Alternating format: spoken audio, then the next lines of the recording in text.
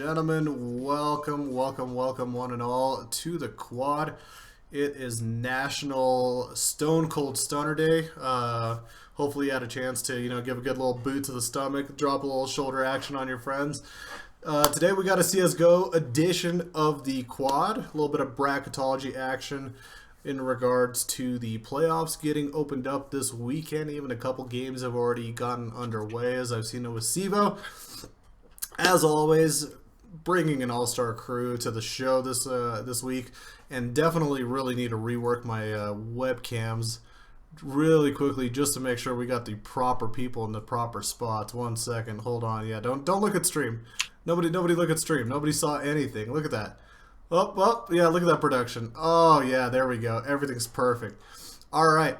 Joining me to my right, as always, the son of Canada, all the way from UBC, Mr. Mahone. How are you doing tonight? Awesome. How about you? Not too bad, not too bad. Obviously, just can't ever get the perfect production ever to get going. So, you know how it goes. You with all the streams that you've recently been doing, you know how it goes. Last time by the way, the funny thing, last time I dropped into Mahone's stream, he was covering like Div S games. The UI, he had it like shrunk into the middle basically, so you couldn't like see the gameplay just because everything was like in the middle for the most part, and he's just like sitting back, just like casting away, like we see what's going on. Dude, that's how I play, man. Don't hate. It's honestly disgusting. I don't know how you play with settings like that. Do you play? What do you play? Like 1080p? Like... Yeah, I play 1080, but Well, just yeah, like you my gotta bring UI it stretched. in. Yeah. I don't want to look so far, You gotta see that. You gotta see that mini map. Yeah, just that aspect ratio, just completely disgusting. Yeah, no, funny thing actually, for those who don't know, fun fact, before Ninja hit up Drake to play Fortnite, he actually tried to hit up Mahone, but Mahone said he was busy. He had to be covering some Div S games, and so really committed to the CSL side of things for sure. But speaking of, another fun factor you guys might not know is Ninja had to block a number because somebody tried to join his Fortnite team, and that guy was Mr. Zach Crackshot over there hanging out, just blowing up the DMs. Come on, man, just invite me. Oh yeah, we'll get the victory. We'll get the victory royale. Well, I know. They needed playing with Drake and all those other like rapper guys. Ninja needed a little help with the carrying, I'm sure. So I was just trying to make myself useful. Obviously, Zach's one of our writers, one of our casters, and one of our prophets for these brackets, and great to have him around. And finally, our last and final guest at the bottom right corner of the side, representing the Buckeyes. Congrats on that victory yesterday, by the way. Hopefully, yeah, I like that reaction. Like, yeah, of course we got that victory, right? I watched that game. Expected. Yeah, I picked South Dakota State, so I'm a little bit bitter about it. But we got Tesro joining us tonight. How are you doing? Pretty good. Excited to talk some CS. Sweet. So yeah, guys, for those that are not aware and kind of maybe watching the VOD, or if it's your first time tuning in, we are entering the playoffs for the CSGO side of things. The top 48 teams ended up getting seeded into a bracket where the top 16 teams ended up getting a bye, while the remaining 32 are in a matchup in the round of 48 that will feed into the round of 32 versus those top 16 seeds.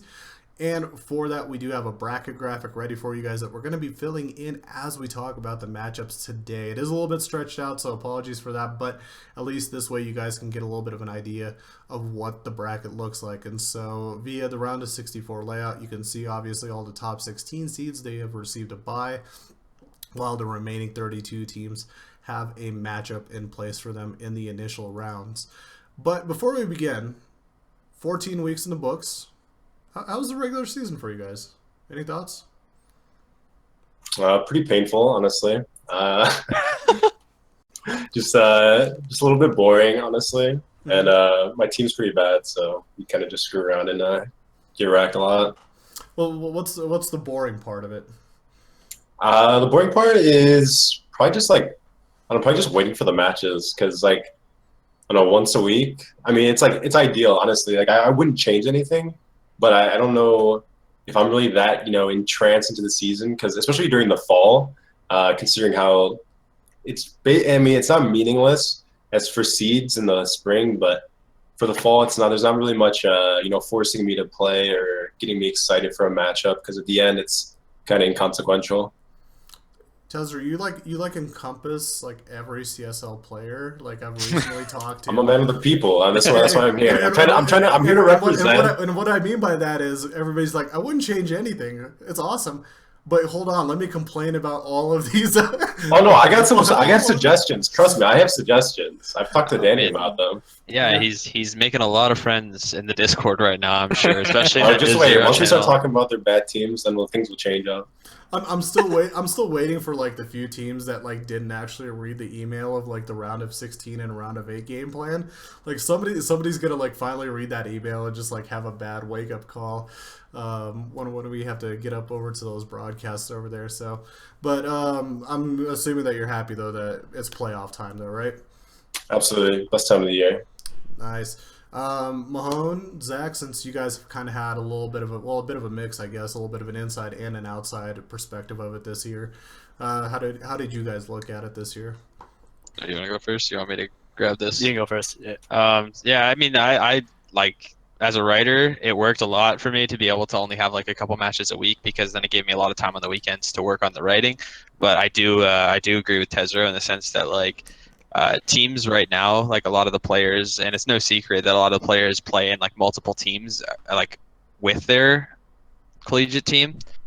Division Zero, Division S, like these kind of initiatives, as long as we keep these rolling out, it'll keep the collegiate scene collegiate. It'll make people like more interested in, getting on playing Counter Strike a few days a week rather than just waiting for that match to happen. It'll increase, team chemistry a little bit, probably if we can get more matches in the week and those kind of things. But for as far as the only thing like structurally that I find that maybe needs to change is the like make the fall mean a little bit more Mm-hmm. because yeah, it is a little odd that, and especially with the way that roster changes can happen. It's like once a school might look completely different in the spring than they do in the fall, and it's cool because as a writer, I get to be like I get all these awesome stories. I get to see these teams shoot up out of nowhere and start actually making noise. But other schools have got to think about themselves. They got to be able to kind of predict what's going to happen to them and have a little bit more consistency in that sense. Other than that, I mean, it's been really exciting, and the skill ceiling this season like it's taken leaps and bounds since last year, I think. And as far as like how hard it is to be a top team, like last year it seemed like maybe in the top 10, like outside of that, it really fell off. But it seems like there's teams in like maybe the top 20 now. We can start talking about a top 25 that they can all contend with each other. So I think that we're headed in the right direction. As long as we keep getting those numbers up, then we get more teams in that top team conversation. So you're not going to be like Sean Jay, who's complaining that RMU basically has a free ride to the finals. Allegedly, RMU has a free ride to the finals. So I mean, they're the best team in the league, so that's how playoffs are supposed to work. Yeah, RMU, congrats. You apparently you already won finals according to Central Florida because they didn't get the 1 seed. So technically, their eyes. All right, Mahone, yeah, you're up. Thoughts on the regular season? Yeah, I have to add on to what Tezo said though. Like it was pretty long. For me, it's like the first time I got to cast like an actual league before I just cast lands. So I kind of got to see the progression of a lot of teams here and kind of see like how far along they've gone, like in terms of roster changes and stuff like that. But like being a competitor from before, like I always knew the regular season didn't really mean anything. It always came down to the playoffs because then you kind of see what teams are actually like bringing their A game because like all throughout the season we speculate like, oh, maybe this team's better than this team or this team's better than that team, but like this is the time where we actually find out like which teams are actually better because just because the structure of the league, you never find out like who's actually better between Brook, RMU, UBC, UCSD. Like they never play each other in the regular season, but come playoff time, that's when it actually happens. Interesting. I do have, I guess we might save it towards the end, a few questions in terms of like restructuring, if you guys like had your way with it, how things would look from the fall to the spring to what value would be given to what. But for now, let's go towards the bracket. I think that's what more people are here for, us to find out how we're going to screw over their team this year via our predictions. And so let's take a look at the bracket, and I am looking at least via, I don't know if you guys have it, but the Spring Saltiness, or you could just follow along via the CSL or the SIVO site. It all should be from top down. We'll start on the left side of the bracket. And obviously, it's UCSD getting a bye as they're one of the seeds. We will come back to them after we talk about this match right here. Illinois versus Washington for the round of 48. Well, I think I'm pretty qualified to talk about this matchup, considering actually my open team, we just played Illinois last week. Mm-hmm. So I have a little bit of info into them, and I played with a few of them in Div 0. I think they're a really strong team. I think Bokumbop is a really strong player. I mean, he was an all-star come for the fall. I mean, he's a bit of a pugger. But he basically, I mean, the way that they play is they put like all the resources into Bokumbop. Either he carries the game and creates so much pressure for his team, or the rest of his team just kind of like fails. I know like Xpi or Tupai, I don't know how you say his name. He's a strong player as well, but the way they play is just like it's just a Bokumbop carry. Interesting. Yeah, I can definitely agree with that. I remember seeing him a lot in the fall. Pi does a lot too for the team as far as like a setup player goes. He is a Div S player as well, so I want to give him credit for what he does on the team. He's the captain, but yeah, the setup is for Bok and Bop, and if you're right, if he carries, then they can do really well. And you look at the games that they played in the fall, he was a big reason why they were winning. I did personally take them to beat Washington because I just don't see Washington kind of pulling themselves together to the point where they'll be able to beat a team that has a Bokumbop on that roster. Like it seems like the way that they play is like they would be really open to a player who could just take over a server, which could get scary for them.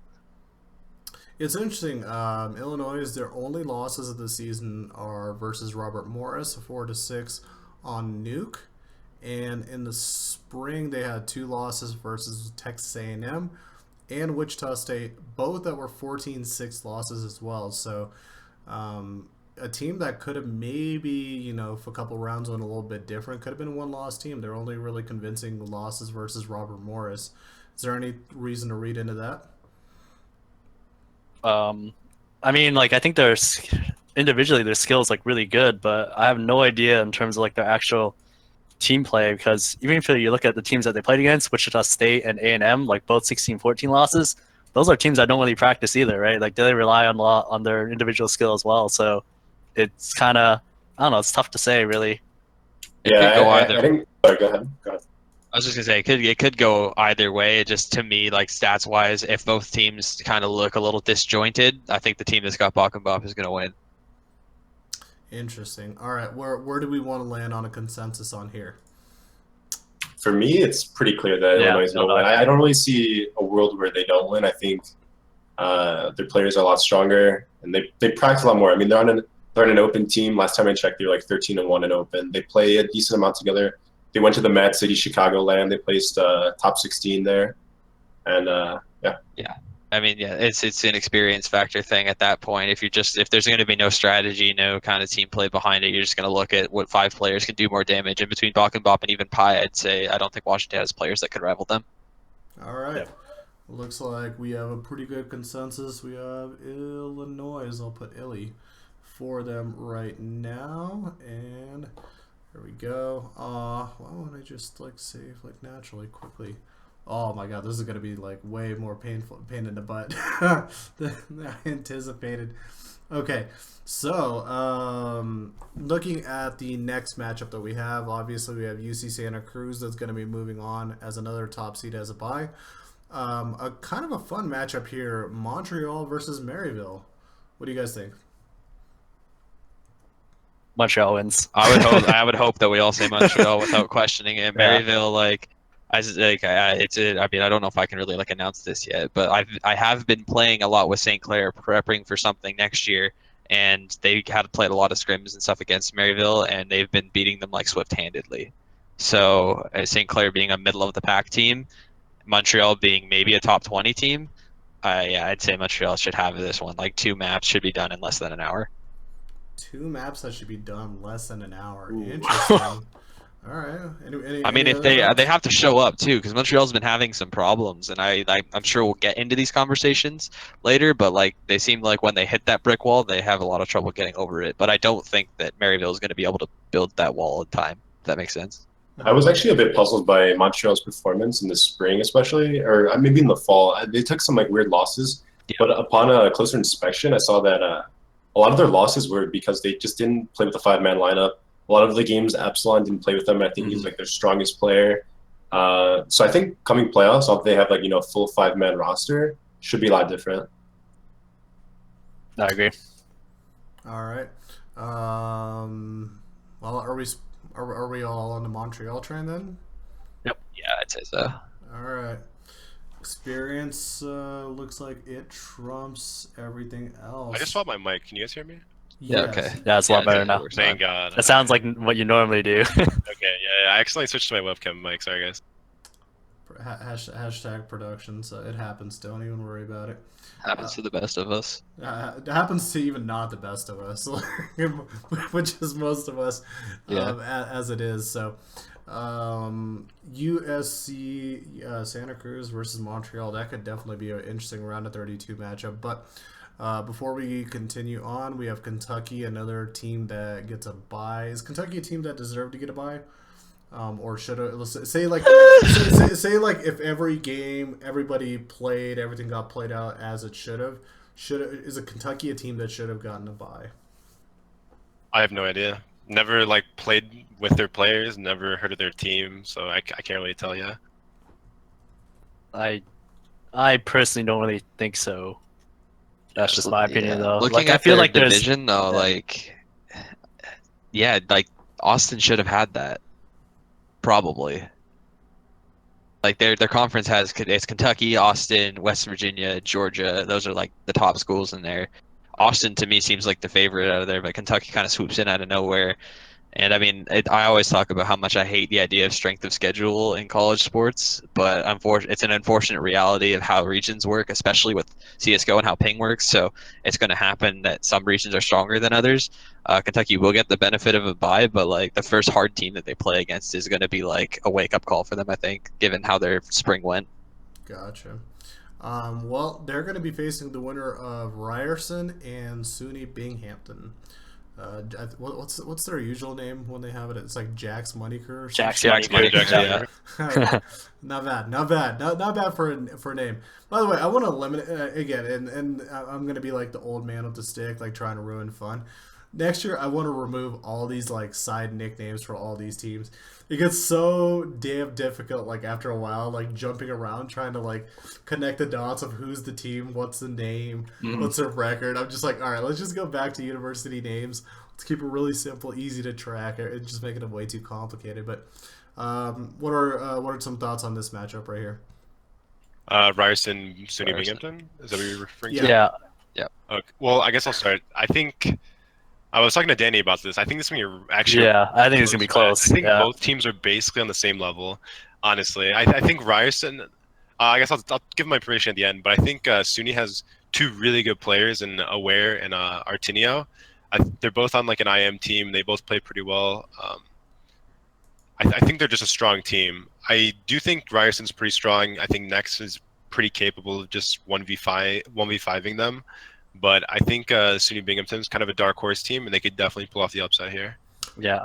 I was gonna say Maester as well is pretty good. Yeah, right? Mace's pretty good. I was about to say I think this might actually depend more on the maps. Like, if I don't know what their team's vetoes are gonna be, but if Ryerson can get on maps where it's like Next can use his op, then it's gonna be more convincing for Ryerson.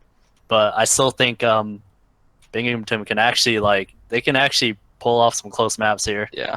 And as somebody who spent quite a bit of time this past weekend hanging out with Ryerson at LAN and watching them play, they've kind of rekindled like a lot of friendship and chemistry in the team that I think kind of was lacking, or maybe like they had a bit of a falling out throughout the first half of the season, just maybe getting a little tired, complacent, playing with each other. And that's kind of where you see that stumbling. They had a couple of situations where they had to use a sub. If they can get back into their top form, then I don't think that Binghamton can win, because player for player, Aware's good, Artinio's good, Next is better, and Masor is better. So if they can bring their team play plus those two, and they're showing up in the server, then it's going to matter. And I think that Tezro's point about Next's op is very important. And that, like, I don't want to give anything away from vetoes because I know what their vetoes are going to be. Yeah, the op is. Let's just say the op's going to be really important. So we'll see what happens with the maps. Close match then, probably a 2-1 to one or the other team. Yeah, I think it'll be a 2-1 I probably. think 2-1 like, yeah. Ryerson. That's yeah, what I think. I'd go 2-1 Ryerson as well. 2-1 Ryerson. Wow. And obviously fortunate that they're not on stream either for the round of 48. Like every time that team has got like probably the worst stream record like I've ever seen. Like as soon as we put them on stream, like they go from winning like 12, 13 or like 16 rounds to just like 2, 3. Players forget how to shoot. It just becomes a whole entire mess. And I feel really bad every time we put them on stream. So at least for the time being, they're not on here for the round of 48, so it looks like they will survive, but a close one according to everybody here. All right, so that sets up our next match, and that is going to be VCU. Going to be heading down with a bye ahead of everything else. I want to say justified to it as well for a bye. Not a terrible pick there either. They're going to be facing off against the winner of Penn State versus Ontario Tech. Penn State, kind of an interesting team, a little bit more middle of the road, similarly with Ontario Tech as well. Are either of these teams really dangerous? I think Ontario Tech's pretty good. They have I believe they're a team. They have like 3 guys that have like main experience, so they're definitely like not scrubs. I think it's pretty clear that they should beat Penn State. Yep. Yeah, I think they'll win too. They have what's his name? Dank Dynasty. He's had like I've seen so many insane plays from him on like a map like Mirage, which in this series like I don't think Mirage is gonna not be played. So I'd say like maps like Mirage, Cache, UOIT has the advantage on those maps, and I don't think that their opponent really can afford to just straight up veto those maps. So. Yeah, I mean, talking about maps, kind of going into it, I guess a little bit, but Dank Dynasty, Stain, both very, very good players, and yeah, Interesting to note though. You look at their spring record. Obviously, they had some forfeit wins that included RMU, so those aren't really more asterisks. But all of their matches were pretty damn close. They lost to Rutgers 11-16, lost to Michigan State 14-16, ended up actually beating Cal Poly Pomona 19-15 in OT. And beating Kansas State as well as 16-12. So not a bad run, I want to say, for the spring side. Obviously, when you look at the fall results, a little bit worse, but they still kind of kept pace with somebody like RIT and SUNY Baruch, where they were able to take about 10 to 11 rounds off of them as well. Are we under? Are we? Or sorry, Cooney. Yeah. Are we under? Say SUNY Cooney, whatever, same thing. And Tony gets upset about it. Let yeah. them. I mean, he's gonna get mad when he can't be 5N next season. Yeah. Are we underrating Penn State potentially here? No, definitely not. No, I don't think they're a bad team, and I don't think they should do anything special. Okay. Just wanted to, throw it out there. Just give maybe a potential for a little bit of love for Penn State in there. So we got VCU. That's going to be moving on via the bye, and then we will have Ontario Tech, UOIT, moving on as well. All right, so let's continue down the bracket, guys. Looking at it, we got Virginia Tech with the bye, and then Grand Canyon versus Lambton. This is kind of an intriguing game, possibly for round of 48. What do you guys think? Yeah. Like this one looks like it could be one of the closer ones, but not because either of these schools are like going to put on a show-stopping performance. Like they're middle of the pack schools that kind of to me seem like they could just have a good game against each other. I guess if that makes sense. Like I don't think either of these teams could beat Virginia Tech, so I don't think it's going to matter. But yeah, I don't know. I was thinking Grand Canyon just because they actually had some decent results against some of the other teams they had in their group. Whereas like Lambton, like I don't see anything that really convinces me that they. Oh yeah, no, I think Grand Canyon's gonna win. Yeah, I just think it's gonna be close. Yeah, I'm the same way. I thought it was definitely not necessarily definitely, but I was definitely favoring Grand Canyon in this one. That's what I selected. Yeah. When looking at results, obviously kind of a little bit similarly to Penn State, they had some close matchups.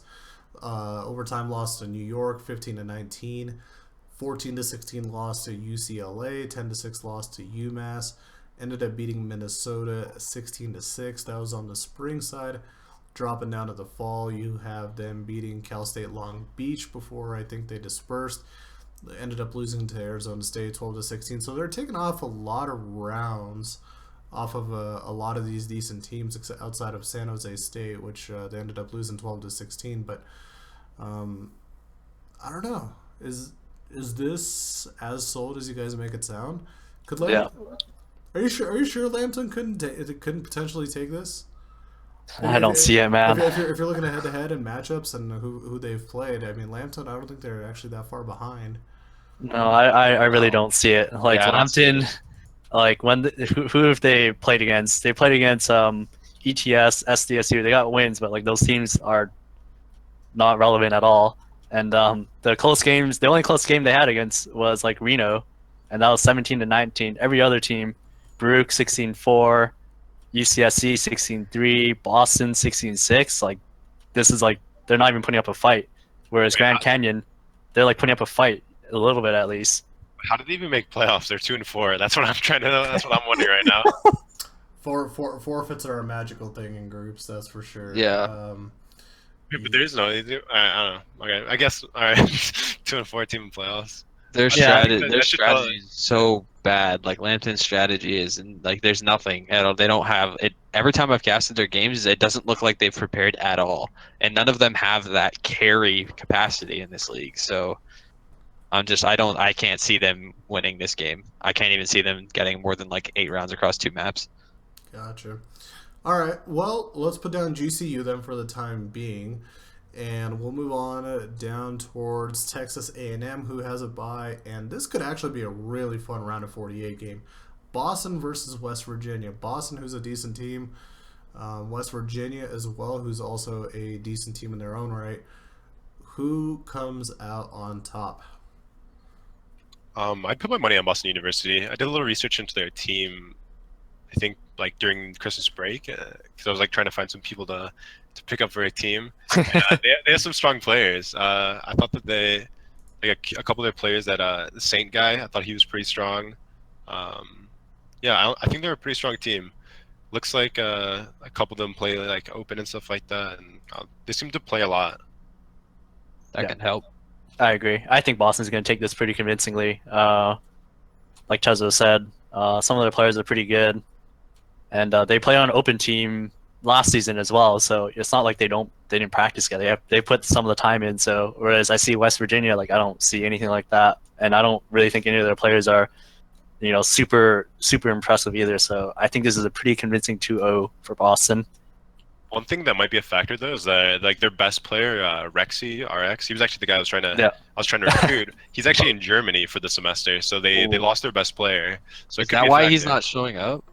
Because Yeah, I we mean, were like talking he's about it in before the Germany. game. We're like, Rexy's a huge carry. Like he did so well in the fall, and like, so I mean, yeah, that actually could be a really big factor. Yeah, if he's actually out in Germany, there's definitely a reason for the change of results. 6-0 on the fall side. Really huge round differences. I mean, dominating even good teams like UMass, beating down teams like UConn, Maryland, not even really close. But then you look at the fall results for Boston, a little bit of a difference. Cooney Baruch, they lost 11-16. Santa Cruz as well, 6-16, while beating Nevada, ETS, and Lambton as well. So with him being gone and not playing in playoffs, does this potentially put them in a detrimental situation versus West Virginia? No, I don't think so. Because again, I don't think so. Is it only going to be to a point once they face like a much better team that's when they'll lose? Yeah, I think it's when they face a much better team. I think even with him gone, I don't think it's gonna, skew the results too much. Like it might just be a bit closer, like a 16-10 both maps type of thing. But I don't see them like completely losing from it. Yeah, I mean, I can agree with that. Big match, like being who though, like I don't know who they play against next. A&M. Assuming they win A&M. A&M. Yeah, that might be a like, struggle. That's what I'm saying. Like A&M is like maybe top 20. I'd say they're definitely top 20. So Top 10. even top 10, yeah, I got some flack for not having them in one of my top 10s or higher up at least. So, I mean, like there's a lot of like experience on that team, but I've seen them like crumble to like Amers before. So we'll see. We'll see how it happens. But yeah, I think we all agree Boston should have this pretty easily. Gotcha. All right. Moving down, we obviously have the crown champions apparently of this year, Robert Morris. They have a bye, and they're going to be facing off against the winner of Arizona Retro's team versus North Carolina State. Pretty usual suspect year in, year out to the CSL in regards to playoffs, but never really end up going deep. We got a nice little kind of southwest versus southeast matchup here. Where do we come out on this? I'm Arizona. definitely favoring Arizona for this matchup. I mean, they haven't quite been as good as they used to ever since the loss of Trav 2S. They're Yeah. making some progress, and they look like a pretty good team so far. Yeah, I agree. And just like a side note, like both these teams, like both these teams have been in the collegiate scene since like 2014. So like when I first played my first season as well. So it's kind of cool to see that like these guys are still around. And but yeah, I'm gonna say Arizona and NCSU. I just don't really see it. Like they don't show anything that really says that they can beat Arizona. And CSU is basically just the Don Ross show. Yeah. It's like send Don Ross into a site if he doesn't get like it's crazy. I forget what stat I saw. It was somebody's gonna have to correct me on it, but in a couple of their games, like if he didn't have a 3K in the round, they lost, and that should never be on a player's shoulders to do that. Even if it's like we talked about Bakumbot being like a hard carry earlier, like even he's not really expected to do that much damage every single round or like to guarantee his team wins like that. The only way they have a chance is literally if Don Ross can have an AK in really important rounds and just open things up for them. Hope they can go fast on ecos. So Arizona is a team that's going to be able to stop that like right when it starts. All right, looks like unanimously we got Arizona, and I'm bound to agree with you guys on that one as well. Obviously, we wish luck to both teams, but we are going to move Arizona along in the bracket. Moving down to the final section of the first, I guess, 32, or I guess split into 48, first 24, we have Georgia State getting a bye, and they're going to be facing the winner of the St. Clair Saints versus Simon Fraser. Or wait, I keep saying that wrong every single time. Simon Fraser. Is it University. Fraser? Like the show. It's not. No, it's not Fraser like the show though. Everyone pronounces it Fraser, right? No, Mahone, you're Fraser? Simon Fraser? Fraser. Yeah, that's what I say. Fraser. I could be wrong though. I don't know. How do you not Doesn't know? really How matter. do you not know? You're a resident Canadian. I mean, I could be wrong, but I'm pretty sure it's Fraser. It's Fraser. Yeah. I feel like I did this like wrong, and we got yelled at because for League of Legends, like last year they went pretty deep, and so every time I'm just like, yeah, it's Simon Fraser, and we just kept getting yelled at like week after week that we kept mispronouncing it. So yeah, St. Clair, Simon Fraser. I think this one is pretty blatant in terms of who's gonna win, and that's gonna be Simon Fraser. I'm just kidding. I spent so much time with these guys over the last 2 weeks. I filled in for them at the LAN that I saw Ryerson at, so I know what their team's capable of. Schurzay being like an all-star player, somebody with like a lot of potential. Thrasher as well, somebody who's like I literally called strats where I just said, okay, go live in Palace, like go do your thing, cut off a whole side of the map for them. If you're gonna keep getting kills, keep doing it till it stops working. And as long as I think Schurzay like has a lot on his shoulders in the team because like I had to replace him for that LAN and I had to go in and realize like what he does as an IGL as well. So if he's calling like at the rate that I know that he can and fragging at the same rate with Thrasher in the lineup as well, Iwala is somebody who they added halfway through the season here to just bolster that lineup. Yeah, I don't think that Simon Fraser stands a chance, and also Jersey. So I gotta support. I think we're sleeping on Simon Fraser here. They have a pretty good player, Oni Chan from Canada. He's been known to drop some big numbers. I think he has 125 ADR in the spring season. Definitely think the rest of his team is really bad, but I think he has the. I'm just not sold on the Saints gaming individual talent. I'm just not sold on their skill, and I think that Oni Chan from Canada could definitely, put a dent in them. Yeah, yeah, that's fair. I mean, I'm gonna get like a 8 a.m. like really angry message from True tomorrow. Just like, what the hell, guys? Like, what the hell is this? Like, why aren't you guys like pushing us like through automatically? What is this debate right now going on? yeah, I mean, True Lie does a lot for that program. Like I said, they did have a couple stumbles here because they added a player halfway through the season, and then halfway through this half of the season, they added Con, who's like got the most like potential that I've ever seen in a player who, for somebody who like, but he just holds W. Like that's what he does. He literally looks like he's never played CS outside of like a B plus ESEA pug. That's a So that's a as great, if that's a they that's a great endorsement for a team. He looks like he's never played before. no, I'm not saying he doesn't look like he's never played before, but like as soon if Simon Fraser somehow comes out with all these crazy strategies that well, I don't think that they have, St. Clair could be in trouble because the pace changing could be a little bit of a problem for them. Um, but they're definitely like they're practicing like more than ever right now. I know for fact I've been to a lot of them, so I know that they're already looking at what Simon Fraser brings to the table. They're really I don't think they can really anti-strat Simon Fraser because Simon Fraser doesn't really look like they have strats. So they're at least prepared for what Simon Fraser is going to throw at them, in my opinion.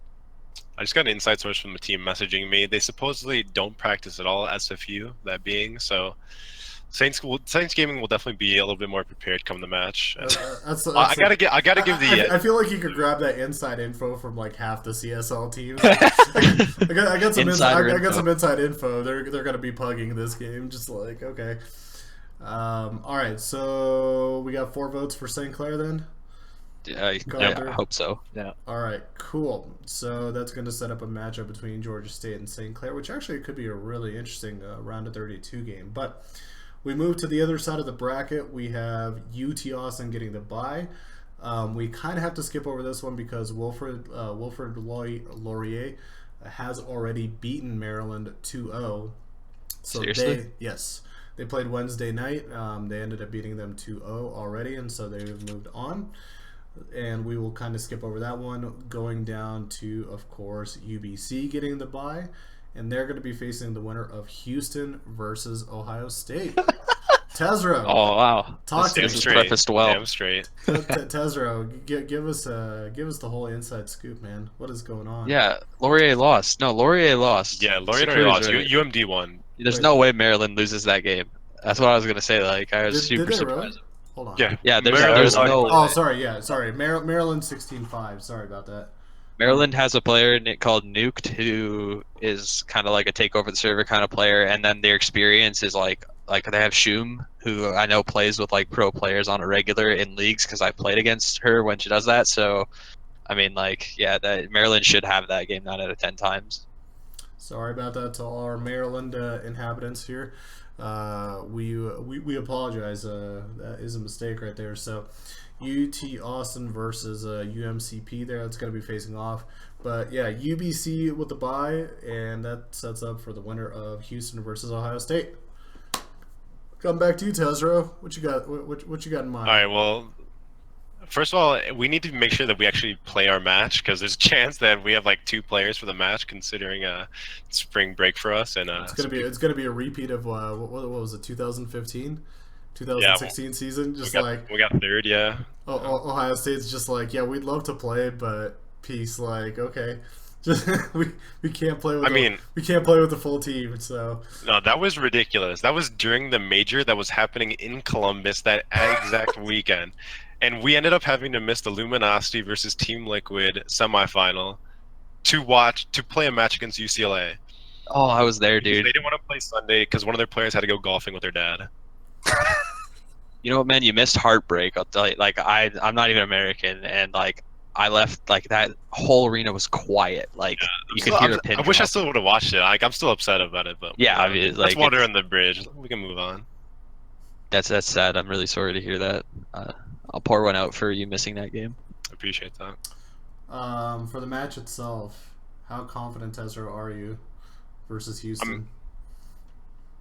I'm not sure. Like, I really don't know anything about Houston. How about we start this with Crackshot and Danny telling me a little bit about Houston? Because I really don't know anything. Doesn't the Duran guy play for them or something like that? The guy who like plays the Duran guy. The guy who plays more Div Zero than everyone else put the together. Div Zero hero, man. Wow. Yeah, that's actually a really good nickname for him. He's very, very active in the community. That's what we'll say. I don't know. That's a- Like, anyways, back to Houston. Like, they're it's like their team died and then it came back.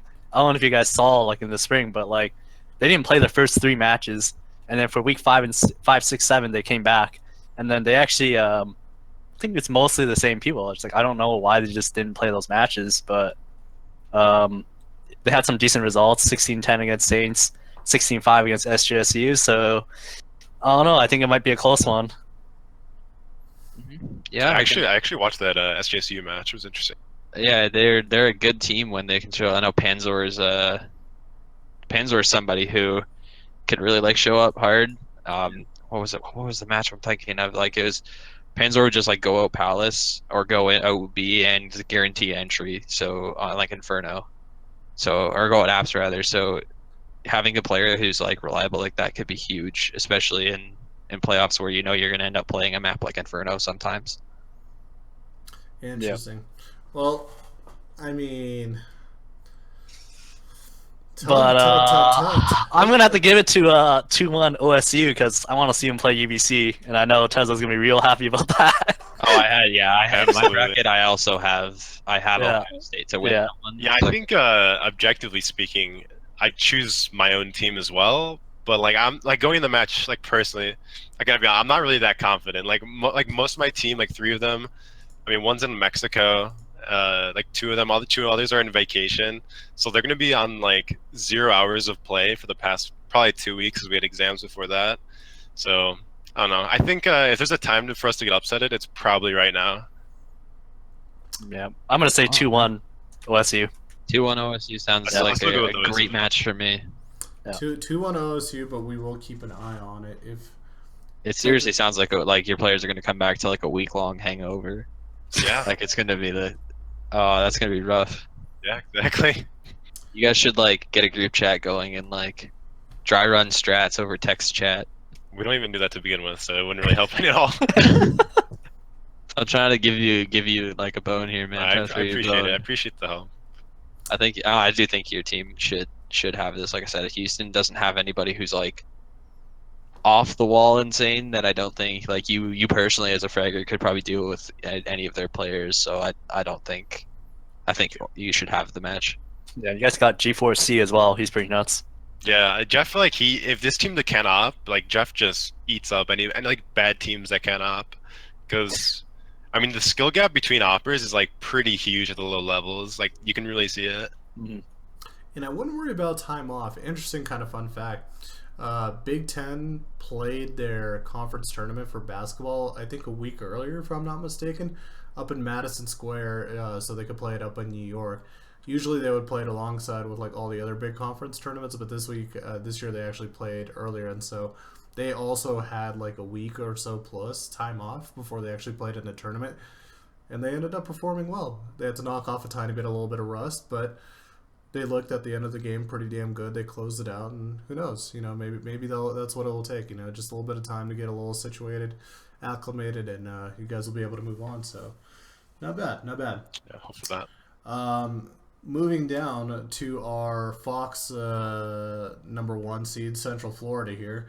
They have a bye at the moment, and they're going to be facing off against the winner of RIT versus UC Berkeley. Is this pretty one-sided for a round of 48 match, especially for RIT? I'd say so. I think RIT is a pretty good team. We actually just played them in AVGL. They definitely have like some flaws with their team. They have good players, and I think they were like 8-4 in IM at the time, but it really looks like they actually have no strats at all, and they just come out and pug. Because when we played them, we even took a map off them, and it was just like really not expected that like an 8-4 IM team was gonna like falter like that, especially against us. So it was pretty interesting, and I mean for Cal, ever since Ron Stoppable left that team, there hasn't been a leader there to lead those guys to victory. So I gotta go with RIT. I think RIT as well. Something to note here because it's interesting that we talk about the strategy side of things because RIT's Div 2 team is like known to be one of the teams in Division 2 that has the best strategy. So like it's weird that their Div 1 team doesn't have anything, and then their D2 team can really bring it in that department. I think Dan and I actually casted a game on Overpass that they played in, if I Sounds remember about, correctly. Yeah, sounds about right. they made Overpass their oyster on that one, and yeah, I mean they should be able to get rid of Berkeley. I just want to point out one thing though, because this is actually pretty weird with RIT, but their AVGL team and their CSL team are actually not 100% the same. So that IM team that you're talking about has different players than the CSL RIT team. Well, I You think mean, so? Because even if you, no. yeah, even if you look on ESCA, if you look up RIT, there's a RIT D1 team that's playing in ESA Open right now that has all the people that normally play in their CSL matches, and then that team with like Beef Oak and Talon, those guys are the guys that are playing in IM. So it's kind of weird because there's like it's like Like a there's a bit of a split. mix, Yeah. yeah, Three of them yeah, playing like IM and then two not. yeah. So it's Well, kind of hard to say, yeah. it's kind of crazy that you'd be allowed to bring players in that maybe don't go to your college. I mean, why would that make it a collegiate league? But that can happen in those kind of lineups. So they I'm still still should giving it have to it. RT. Yeah, I'm still RT giving it to should still RT, have it. but I don't it's think Berkeley yeah. has it in them to beat a team like that skill Not, wise. not this year, at least. Definitely not Yeah, this year. like I guess not having strategy sometimes can be a good problem to have as a team because like if your team can't aim and can't frag, then it doesn't not going to matter what strategy you have. Yeah, It- and another thing is just for a very one-to-one comparison, like RIT, their CSL team in ESCA, they're 11-3. Berkeley's 8-7. So that's a pretty big like skill gap if you look at it, Yeah, because definitely. opens, it's more the open like in terms of records, it's much more exponential. Like it's harder to be like 11-3 than it is to Oh be yeah, 8-7. I agree. take All those right. tactical losses early in the season. Absolutely. So everybody cool with our IT moving on? Yeah.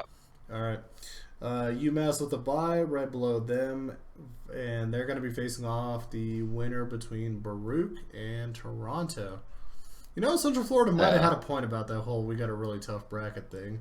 Just looking at it right now, jeez. Think considering that okay, let's imagine a world where Toronto somehow manages to beat Baruch. That's still a tough draw for UCF to get if they can beat UMass too. I mean, but So like, are UCF really the victims of this group? It doesn't make sense to me. I know that you have them as like seeded as fifth in your power rankings, but yeah, I mean, I couldn't disagree with that anymore. To be honest, I think okay. if anyone's the true victims in this, it's UBC. I think they're definitely a top four team, and they got screwed, and they got placed with probably the best team in the entire bracket in a quarter. Yeah. Yeah, I don't think I'm gonna UCF joke should. about. I'm gonna joke No, about. UCF shouldn't. If UCF is kind of complaining about the bracket, they probably shouldn't. But like at the same time, I do think it is like of like the quadrants here, like it's definitely the toughest. This has like the hottest competition between like Oh, let's just absolutely. talk, UBC, Austin, Baruch, your team, Ohio State, and then Toronto even. Yeah, I mean like Well, I mean, just Toronto's a team that looking I at the cry round when of, I think about Toronto. So looking at the round of. I mean, looking at the round of 32, even alone on their side of the bracket, could be really deadly. Are we in agreement that most likely this is going to be Baruch that beats Toronto, right? yeah, I mean I've actually heard rumors that VSA is not going to be playing for them again come playoffs. So that's It's like there 100% dead yeah then. there it goes. Yeah, definitely no chance then at that I, point. I Yeah. mean, It shouldn't make like a difference. yeah, But like I said, Denya, Intox, Felix, like these are all players that I know because they're in like the LAN area that I play in, and they sweep things. Like a lot of the times, the whatever team they're on, they're just a solid fragging lineup. So, and I know that I think that they did actually their main team Horizon did have like a falling out. I don't think Denya's on that team anymore, so he's still playing with players in that team that might cause some problems. I don't know if they're actually practicing. Baruch should have it either way, That's even a if they were practicing. But that's a scary section of the bracket. Just looking at the round of 32 right now, I've got UT Austin against Maryland, Yep. UBC versus Ohio State, Central Florida versus RIT, and then UMass versus SUNY Baruch. Or sorry, CUNY Baruch. That's a Yeah. pretty nice 8-team set in that section of the bracket. Like, Yep. wow, that's going to be really interesting to follow in the round of 32. So that's going to be one interesting weekend to say the least. So, but before we get too sold on it, we'll eventually come back to that section of the bracket. We have one more section to go through, and that is where we'll start off with Colorado getting the bye. well earned this year. Really good team that we've seen Yep. participate and play. They're going to be facing the winner between Georgia Tech and UCLA. Am I mistaken to say that they just played? Who? Those two? UCLA and Georgia Tech. I feel like they just played. ABGL.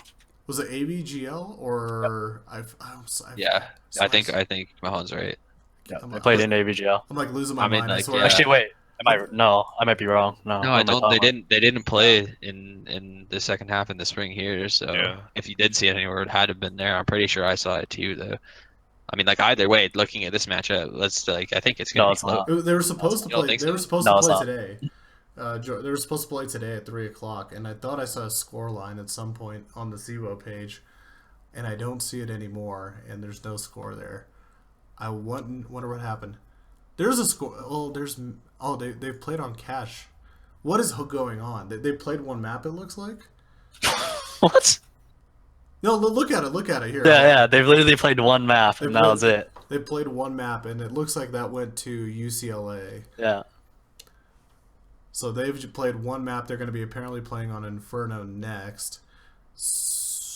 Okay, interesting. Yeah. Would we still have probably gone most likely to UCLA? Yeah, Yeah. for sure. I think UCLA is a top 10 team, and I think that they're going to make a pretty serious run in this quarter of the bracket. Scott Yeah. Sterling, man, Scott Sterling. They picked up Scott Sterling and Gosu. So I mean, Scott Sterling started playing again, and Gosu they picked him up. So Gibbs UCLA's been looking pretty clutch looking for them solid. too. Yeah, I don't know, Gibbs- like across the lineup, like I don't see any standout players, but that's a good thing because they're all like very good. I think. I mean, I think Gim's definitely the standout player on their team. yeah, I think would agree with that. Gim for he's- sure. Gim's a really strong aimer. Yeah. I think definitely in CSL competition, he's just going to hold W and run at you probably for like 15 rounds in a row. Until you figure out how to stop it. Yeah, he's not. Exactly. Well, I mean, also as well, he's a really good defensive player. The one camera, I think it was the Mirage that stands out to me. Oh, yeah. He's usually I think Trey. he's usually on B if I'm not mistaken, and almost by himself he ends up holding down that site like endlessly, like round after round after round, and just you start seeing the opponents just slowly fade away from that section of the map. Well, you can't even go there when he's like playing there, and that's kind of in my. I don't know about you guys, but like in your experiences, but it seems kind of like underused to just put your strongest aimer as like a solo B player on Mirage. Because you lose if you do that. Yeah, I mean, like if a team figures out that is what you're doing, then yeah, I mean, but it just it allows you to put a lot more focus on mid, like as a group, I'd say, and it gives you a little bit more of like an outlet as a CT side to change things up if you don't really have to worry about putting too much resources towards B. You mean like as an anchor or a catwalk player? Because I think I mean, like catwalk- anchor, yeah. Anchor? Okay. I mean, like, yeah, and then the catwalk player is free to like, if he dies, then Gimp gets to decide what he does after that. He's alive late in rounds for those clutch situations. But the I thing don't know. is, I think it's a good your position. with your best players, you want to put them in places to succeed. And Yeah. if you put Gimp in a position like that, you're putting him in a position where he can succeed, but it's very difficult to. Because if, say, they're Yeah. just splitting B and his catwalk guy dies, you don't want Gimp there. You want Gimp being the guy who cuts off the catwalk guys and gets the damage done. But I think he has a really good team around him, so him playing anchor on B is Yeah. kinda makes It's sense. just like also I just think like the retake A potential is strong if you have a guy like that who's gonna think about like the CT fight that he has to take or the mid fight that he has to take to retake the site. Like I'd say Gimp's a player that you want doing that. Absolutely. All right, so UCLA moves on that one. Right below them, UCI is chilling there with a bye. They're going to be facing off against the winner of UT Dallas versus UV Madison, aka Wisconsin. This is actually kind of a really close matchup for a round of 48, in the sense that I don't think either team like heavily stands out, nor had amazing performances during the year, or match up well against better teams really than them, at least on the top half of the CSL side of ranks. But just generally, yeah, guys, any thoughts on this one? I have UT Dallas winning, but I'm definitely not like super convinced on them. I think they're the stronger team, but not by like a huge margin. I think this could definitely be close. 2-1. Yeah. I think 2-1 UT Dallas. If Enfohip turns up, he's my boy. Gotta give him the shouts out. Yeah, I think so too. I actually think not 2-1, but I think it's gonna be 2-0, but kind of close score lines. So like 16-11 type of thing, both maps. That's what I think. I mean, You Dallas does have a W. They do have a W over Ryerson. Yeah, Inferno. 16-9. Yeah. I think that was the Interesting. stream game. If I'm They not had mistaken. two. Ryerson had 2 subs in their lineup for that one. Let's be. I just and But I mean, still, that's kind of rough. I don't know. yeah, but like, no, I'm pretty sure Next wasn't playing. Like Yeah, it that's. depends on No, he who was there. he He was replaces. playing. Yeah, next was Was there. it Mace or he wasn't? Yeah, Macer wasn't. Yeah, Macer's a pretty important part of that team. I mean, So like seeing how they play at LAN, he's a huge part of their team. Like the way that they rely on him to do things, find information, and open up space for them on the map, so that Next can do that sort of 1v4 kind of play. Like it's a tic-tac-toe kind of thing with yeah, him. yeah. Agreed. But either way, I still think Dallas is. They're probably going to win this. All right, putting down UTD and pushing them on through. We have 2 more remaining matches in the round of 48. Carlton with a bye. They're going to be facing the winner of UC Riverside versus UNR. Is that Nevada? Yeah, Nevada Reno. Nevada Reno. So yeah, looking at UCR versus Nevada. Interesting. Is this going to be probably a UCR victory? Yeah, Absolutely. it should. I don't think it's gonna be close. UCR has been like really, really good this half of the season, and I don't really think Nevada's been making too much noise. Yeah, they've been grinding hard. All right, UCR. You just got to peak at the right time sometimes. Like a team could come into playoffs and go far just by upsetting teams because they put in more time at this point, right? Like you just got to be hot at the right time sometimes. Especially considering March Madness is on us right now with the basketball thing. Like Yeah, speaking of that, I'm like turning my head over here while you guys can't see me. I got the TV going on in the background, like seeing the last like couple games of today, and we're about to watch the first ever 16 seed beat a number 1 seed. UMBC is about to beat Virginia. That's rough. The Anyway. whole NCAA is just gonna fall apart here in just about a sec. So, looking at it though, we have one final round of 48 matchup, and that's gonna be Wichita State taking on the winner of Rutgers and Georgia. This could be kind of a fun match, I would think, for a round of 48 game. I don't know what to think for this one, man. I don't think it's gonna be close actually. I think Georgia's just gonna take it pretty convincingly. I think yeah, they have I mean, that Eclipse guy. He's pretty strong. Yeah, he's pretty good, but their team is like looking rough. Like I don't know if you saw some of the losses they had. Like it was just losses I wasn't expecting. Let me see. Snowy is like also a very good player. So it's Like tough. they lost to West Virginia.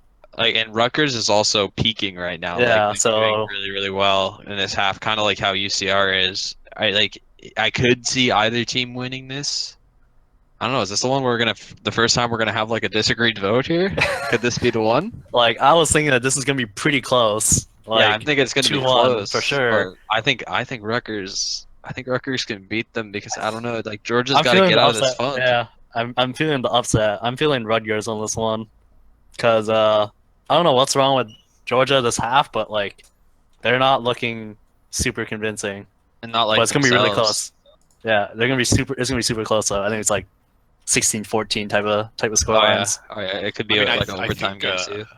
I think when you look at the losses that Georgia took, they're at least against like decent teams and stuff like that. And if you look at the strength of schedule for Rutgers, they That's true. played a lot of really weak teams. And the one team that was strong, they played RMU. Obviously, they lost, understandable. But other than that, I mean, they like Michigan State put 14 rounds on them. I mean, I think that's worse than like a loss that To West Virginia, yeah. I don't know, dude. This is a rough one. I don't know, man. My vote's for Georgia. They are well played though for the spring and the fall.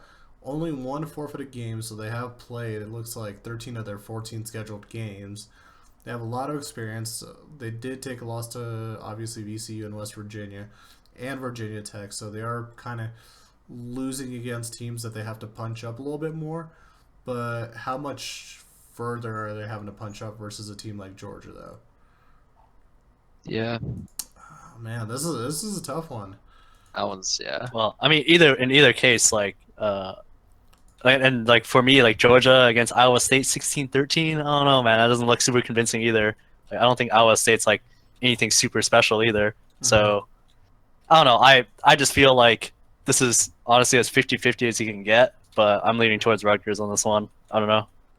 Yeah, just looking at it again, if Georgia was able to replicate a little bit more of what they did in the fall, I'd feel a little bit better. But Yeah. based off of what they're trending right now, I'm gonna have to go with Rutgers 2-1. So what are we putting Yeah. down the bracket then? I think my vote. My vote's- Are we split 50-50? I my think vote's Georgia. for Rutgers. I think we're split 50-50, aren't we? My vote's Unless for Zach Rutgers. is No, Zach I'm is on changing his mind. Well, I didn't change my mind. Oh, I said Rutgers Rutgers. in the first Okay. place. Okay, I just said Okay. like Georgia has it in them to win this for sure. It's just whether or not they can figure it out by then. Like they didn't have a great half of the season. I know Snowy, and I know that he's like a lot. I don't know how focused he is on this team necessarily. And the Yeah. Eclipse having to show up the way that he does in those games. Rutgers doesn't really seem like they have to rely on anybody to do well or rely on anything. Yeah, I mean, I think if Eclipse like just shows up and if Snowy can put in his work as well, like they win. But Is with the that gonna form that they're in happen? right now, I don't think it's gonna happen with the form they're in right now. And So- given that it's a best of three, like they're gonna need support from their other players, and they haven't. Their other players have been somewhat lackluster this season, in my opinion. But I mean, it depends on the map vetoes, right? Yeah, like I think it both could teams come are down probably to gonna pick maps, like like- Cash and Raj, anyways, right? Yeah, So no, this is gonna be like that one's probably gonna be one of the best round of 48 matches that we have.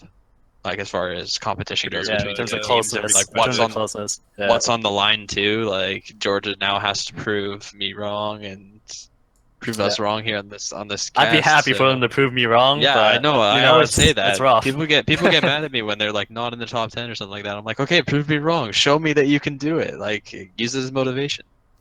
Interesting. I might have to, definitely keep tabs on that this weekend. I wonder when they're. That's a good question too, as well as when are a lot of these teams going to play this weekend? Are they going to play on Saturday? Are they going to play on Sunday? Are they going to beg on their knees for mercy from Lathe to allow them to play a few days later potentially? So I think that also has a factor because I don't know, is Rutgers or anybody like that on spring break right now or Georgia? Do we know?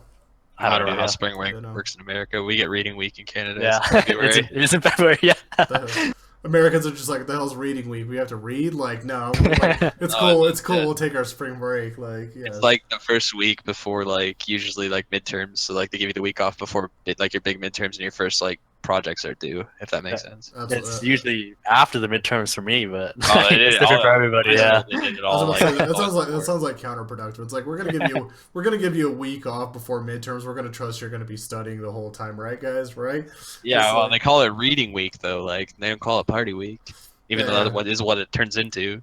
I got some inside info that might actually change your guys' minds. Oh, here we go. Okay, so I actually met one of their players, Shark. I know Jonah. He's like their coordinator or whatever at the Boston Major. And I have Matted. He hasn't been online in the past 10 days. Think Which of player? Shark. He started in their last match. Yeah, so. yeah. I want I don't know. to believe like there's a chunk of schools that right now are on spring break, and I think they might be one of them right now too as well because it's like there's a chunk and then there's like going to be a second chunk of teams that are about to go on spring break in a week or 2 weeks. Well, obviously Exactly. a lot of them being in California. So, Well, for I now, think for now though, for tiebreaker purposes, we had I think a 3-1 for Rutgers. So let's just move Rutgers along. That way we could actually continue on our bracket before we turn this into a whole 3-hour event. yeah, I can't wait to get a message from Tezo when Georgia actually wins. Yep. I'll be there. Yeah. Don't you worry. All right, so looking at the bracket, I'm pulling it up right now. Here is our layout for the round of 32. Let's just quickly start off from the top. If there's not too many notes, let's push some of these teams through that are going to get pushed through pretty quick. UCSD versus Illinois. Is this a USD? This is a UCSD, right? UCSD, 2-0. yeah. Yep. 2-0, but with that. close kind of score lines. I think I'll say like one of 16 one of them's going to be close, and then UCSD is going to wake up. I'm thinking like 16-10ish kind of thing. That's what I'm thinking. If they get 10 rounds, I'd say that's a good showing from Illinois. Santa Cruz versus Montreal. Big pick. Ooh, this is a tough one. This one's actually Ping. close, yeah. Ping Me and Tezo difference too talked as about well. this. Yeah, I'm This going is a for tough one. Montreal on this one. I think Montreal has something to show. I think that they're once again what we saw, something I said about in their first matchup, they never play with their full five. I think this map, especially if they win the first round, I mean I'm sure they will. They'll start getting more serious in the tournament. Maybe they'll put some hours into practice. Maybe not. I don't know. But I think like No and Epsilon are like both really good players, Yeah. and they got a couple like new players in their teams. I think is are good as well. KD and KD, Sage. The HH no, Sage guy. Sage has been around for a while. Oh, who's the other player that It's like NBC? HHQDZ. Yeah, HHQZ has been No, around he's too. been I have around no too. idea what their real roster is. Though. HHQZ, No, and Epsilon all have the same last name, Yeah, but they're they all- didn't yeah. respond when I asked. Like, I don't know if they're like brothers They or cousins are. or something like They're that. brothers. Yeah, they're brothers. Yeah, so like, is that chemistry in itself? Well, the thing Or- is, maybe there's, like- they are one of the finalists from 2 years Yeah, they're ago. 2 years ago. Players. They beat us to make finals actually 2 years ago. So they are pretty experienced. I mean, obviously, given the time, if they do play, they can be a dangerous team. Is this where we want to take a little bit of an upset pick and say Montreal over Santa Cruz? Yeah, I because don't think it's an upset to pick Montreal it's- by any means. I think it's pretty evenly matched. I'm gonna go against that. I think UCSC is gonna win. I know that they practice. I mean, they have like Mupi's Swedish, man. They have a Swedish IGL. Who else has that? See, like this is weird because my brain says UCSC, but I think my heart says Montreal. I was kind my of gut feeling tells the me same Montreal, but my I know brain says that- UCSC. I Like, know this- I UCSC don't is know. gonna be practicing this week. Yeah, yeah, I know exactly. Montreal's not. So But like the things I don't think the reason I'm choosing Montreal is because I don't think they need practice to be UCSC. That's why I'm basing it. I think that individually they're that much better. I think probably 4 out of 5 of their players in their team they have main experience. They've played a decent amount of the game at like a decent competitive level. if They they, understand the game pretty well. I think That's if they get, but they are gonna need like a little bit more than just their aim to beat UCSC from what I can see. That's where I stand on it. If you guys want to put Montreal through, I'm going to bow out and say that that's okay because I do see it happening Yeah. realistically. But like my pick was UCSC in my bracket. All right. Yeah, From the looks I'm- of it, Montreal looks like the team that we're going to push through for the time being. Unless more info comes out. Tezro, let us know if you get any more of that insider I'll info. go message Nona. Let me see. yeah. I'm gonna message them right now. So we'll put them through. You can put Montreal on for sure. Okay. For now. Okay. Yeah. All right, Kentucky versus Ryerson. This could be also an interesting game. I don't really think so. I don't actually, think so. I disagree. I think I don't really think so. If You guys Ryerson pretty can one-sided. dispatch these guys easily, then they're in serious trouble. Yeah, I think so too. Okay. Any other thoughts? Correct shot. You tell us. I mean, you're Yeah, with like the Ryerson right, guys. like Kentucky is gonna be like I said earlier. Kentucky's gonna have that wake up call when they get their first hard match. I don't know if Ryerson in their current form is that hard match for them, but they could be. So like I put Ryerson through just on faith in this one because like I said, Kentucky's strength of schedule is like really low compared to what Ryerson has been through this semester. And now that they're kind of coming back together as a group, I think that like next Masor have enough to beat Kentucky. That's my opinion. Interesting. Any more stronger thoughts, one way or the other? Do we put Ryerson through? Yes.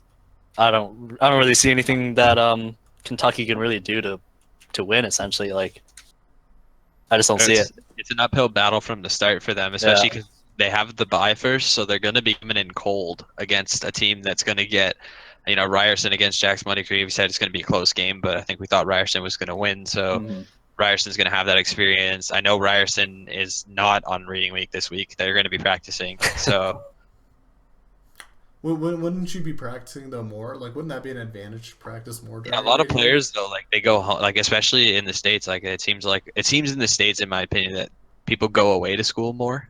Yeah, like absolutely. travel Oh, to go oh, there. So oh yeah. When spring break hits, you're piecing out. Like you're all of out of these, there. almost, I'm pretty sure, like Sakura will have to correct me, but I'm pretty sure most of these guys are local, like Toronto people, so they don't have far to go home and be comfortable and just Joe says get into the groove. Ryerson practicing. Nice meme. Well, they all stay up all night to do their lab reports or whatever. Like they don't get sleep, so I don't know. If I need Ryerson information at 3 a.m., I know I can get it from Sakura. So Wow. All right. So Ryerson moving along. We got VCU versus Ontario Tech. This is a tough one. It is actually a little bit tough, I don't think it's but tough. I You still don't think so? How VCU come? VCU is pretty, yeah. But UOIT doesn't not have the chemistry to beat a team like VCU. yeah, that's what I was I mean, thinking. I'm definitely like I'm in favor of VCU for sure, but I think U of IT they have like the skill to go like up against this team. I'm thinking 2-0 for VCU, 16-10 kind of score lines. You like that That's what I think. 16-10 today? Dude, That's it's like the interesting mid ground, you scoreline. know? It's got to be It's like that. the mid. I'd say Yeah. if UOIT battles to a 16-8 loss, they can be proud because VCU should have this in the bag. Yeah, like there's no danger of them losing, but I think it'd be the maps are not Yeah. going to be super blowouts. That's just what I think. I could agree with that. All right. On VCU moving through. Let's put them down. All right, we got Virginia Tech versus Grand Canyon. Is this just going to be Virginia Tech? Probably. Yeah, Yeah. I think it's Virginia Tech all day. Yeah, They're yeah. a pretty strong team. Yeah, no discussion here. Okay, VT putting you down. A&M versus Boston. Easy for Ghost. Yeah, yeah. I think A&M wins this one. Yeah, That's and why especially we mentioned it earlier. Boston, like, oh, will they beat West Virginia? It'll be tough, but like I said, I don't think it's gonna matter because they'll Yeah, have Boston to play lost their against best A&M. player to Yeah. I don't know, Germany, I guess you could say. Yeah, without Rexy, like Texas has Heroxer, been around for so long. They have They're Ghost. You their can team. just end the you can end this. You can Yeah. end the Yeah, conversation there. They have I was Ghost. trying not to bring Ghost into it because it's just like he's a factor in that team for sure. Like he's a big The reason why they factor. win. The factor. All right. All right. A&M going through. Obviously, RMU is probably going to go through Arizona, correct? Yeah.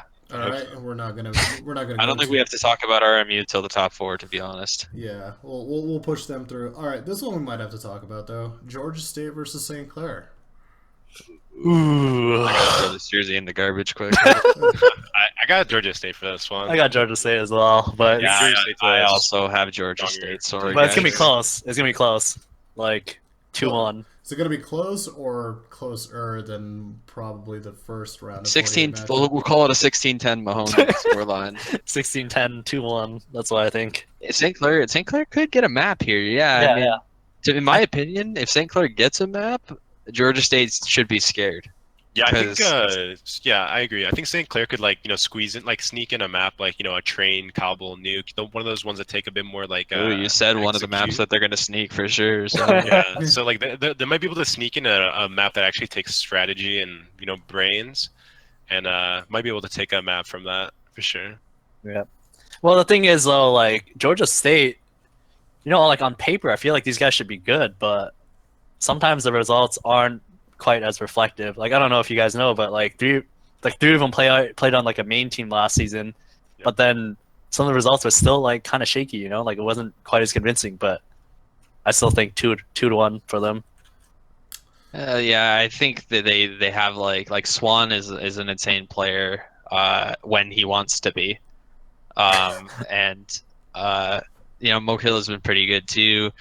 Like you said, it's that sneaking a map in there. If they can get that map, Georgia State, like we saw them play. I think we saw Georgia State play against UOIT, who's like a very similar school in my opinion to St. Clair because they scrim each other like all the time, same region, all that stuff.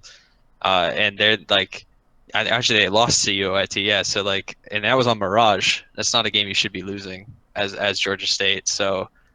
If St. Clair sneaks a map, I'd be scared if I was Georgia State. Although I did pick them to go through. All right, Georgia State going through, which means we get to go to the other side of the bracket, and that other side of the bracket's going to start us off with kind of our section. We don't exactly have like a group of death, but this is pretty close to the section of death, right? Like this is pretty heavy hitting for all the teams in this area right here. Starting off with UT Austin versus Maryland. Is this most likely going to be a UT Austin win? I think I so. agree with that. I think Yeah. UT Austin's definitely the better team. Yeah, I think they just have better individual skill than Maryland here. So If you watch the stream that Sakura keeps talking about, where she streamed the Wilfred Laurie versus Maryland game, and Maryland held W all the way through 2 maps, like no strategy, 2 of 5 people into one of the sites, and that was their strategy. Mhm. UT Austin's gonna they're gonna shut that down like quick. UBC versus OSU, the Ohio State University. I'll let you guys talk about this one. All right, well, before we start, you got to understand that Sell me on this game. I'm an inside agent. I've infiltrated their Discord, their 10-mans. I've watched them play. I've studied all their Oh, you've been in the gameplay. UBC 10-mans. That's some I good stuck myself information. in there somehow. I have I don't even. in I don't preparation need- for this match, all I'm gonna say is I don't need to like really look or sneak inside the UBC 10-mans, but I have a pretty good idea of what they're gonna be doing too. well, Yes. I mean, to be fair, Tezo has to play on like 80 ping, while the rest of us have to play on 5. He makes that a point every single time we play. That is kind of a big so. deal. I mean, 5 ping versus 90 is a bit of a difference. Yeah, that's servers horrible. will be better though, right? Like it will be a bit more. It should be like Yeah, an this will even probably be on play like Seattle. Denver, right? This will Yeah. probably be on a Denver, No, we're right? playing New York. That's what we're playing. We're playing New York. No, but I definitely think UBC is a better team. They're gonna take this pretty easily. Wow, some brutal honesty. I like that. He's played in the 10 mans enough to know that that's the correct answer. Absolutely. Can you tell your players, Mahone, to like use their real names, please, on What their do you mean? CVO site? Who? Mahone. Who are you referring to? Oh, so Mahone. Richie. I So know it's Richie using using Richie? Mahone seed. I know you guys have Mahone Seed. Yeah, Mahomes. they all Some changed their Mahomes. they've changed their names back and forth, and as a Yeah, I know. writer, like it's hard. It's hard. It is actually to- against the C-Star League rules, but I don't think anyone cares to enforce them. That's I- true. I mean, we care enough to check to make sure that they're legal players, but I feel like during playoffs we're going to be definitely cracking down on like Steam profiles and stuff like that a little bit more often. Just aliases. They're the problem. Team aliases. it's only- That's going to be more of a broadcast crackdown to make sure everybody's got proper names for everybody to see. But But I definitely. Sorry, I didn't interrupt. But I definitely think when we talk about UBC this year, you got to think of it's a very, very different team. They're honestly a shadow of their former selves. They did pick up Hero.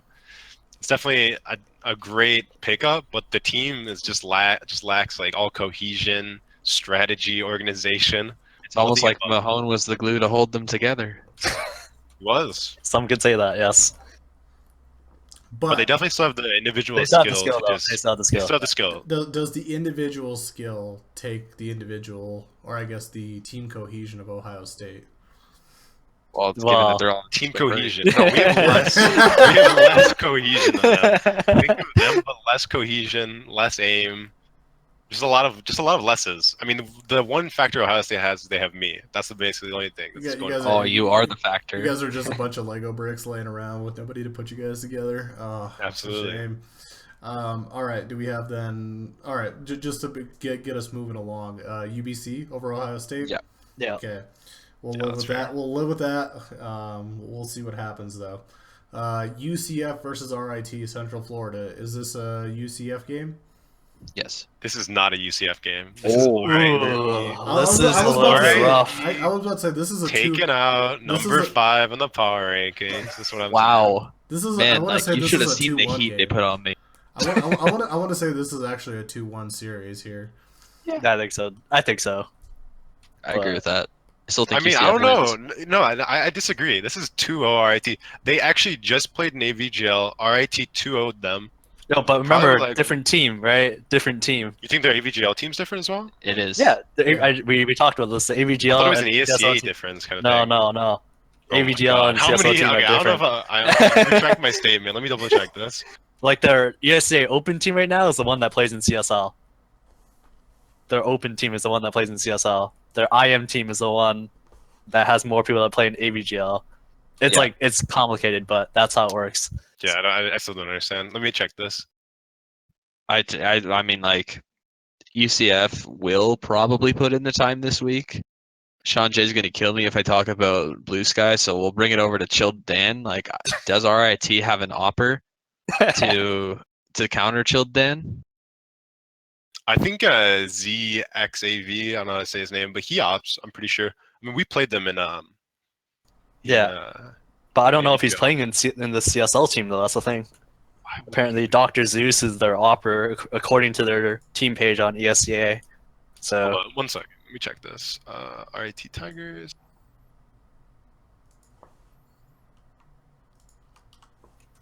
Like, I don't know. It doesn't look like on their SIVO roster, at least, that they have anybody who can do what Chilled Dan can do. Like, UCF picks Train, and the series is over. Okay, yeah, I don't know. They don't have Talon or yeah, they don't have any of the same people. or ZXAV on the team. Yeah. So I don't know. Okay, yeah, probably actually I'll go for you. I'll recant that. I'll go for UCF. I don't know what's going on with their roster. If they play with Yeah. their AVGL roster, I definitely favor them though. Yeah, I agree with that. But because it's not, I think it's gonna be 2-1 UCF. That's what I think. 2-1, yeah. Like I said, if UCF picks Train, I think it's over. Train's gonna be like I've seen what Chilled Dan can do on Train. He plays that back green position so well with the op that I don't know if anybody's even gonna be able to counter that unless RIT, like I said, RIT's got to pull out those strategies that I don't know if they have. All right, so I'm UCF just- 2-1. I still don't understand how this team won. That whole school, man. Like they got too many teams. Wait, I don't understand. Like, okay, I just looked at Talon's team. It says manager of RIT CS:GO College Star League teams. Yeah, he's just the manager. Is he like an Manager. outside? I mean, but he's a starter. You know, he's that good. He could be a starter. Yeah, I don't know, man. I don't know how it works, but in either case, both teams like they're actually different, so it's hard to really judge. I guess so. Yeah, it's really confusing. I don't know. I guess I'd go for UCF then, with the caveat being if RIT plays with their real AVGL team, then they win. Yeah, I would agree, but if they aren't, I think UCF I mean, they has this can't, 2-1. can they? Like, Yeah, Well, I don't because understand. I still am just confused. rosters are locked, are they not? Rosters If- are locked. well, okay, look at their Yeah. playoff roster. I guess that's the best way to look at it. I know. I just checked that. Yeah. It doesn't have ZXAV. Yeah, it doesn't have that guy. The guy's pretty good though. I agree. Yeah, they're both pretty good. All right, we're gonna move UCF along, and we're probably gonna move Baruch along too, right? Yeah, UMass Amherst. They Yeah. used to have Amped. Like He doesn't play for them anymore? He's a main agent. No, he quit the team. Oh, wow. So my boy Oh. Solarity has to pick up the slack. So, Uh-huh.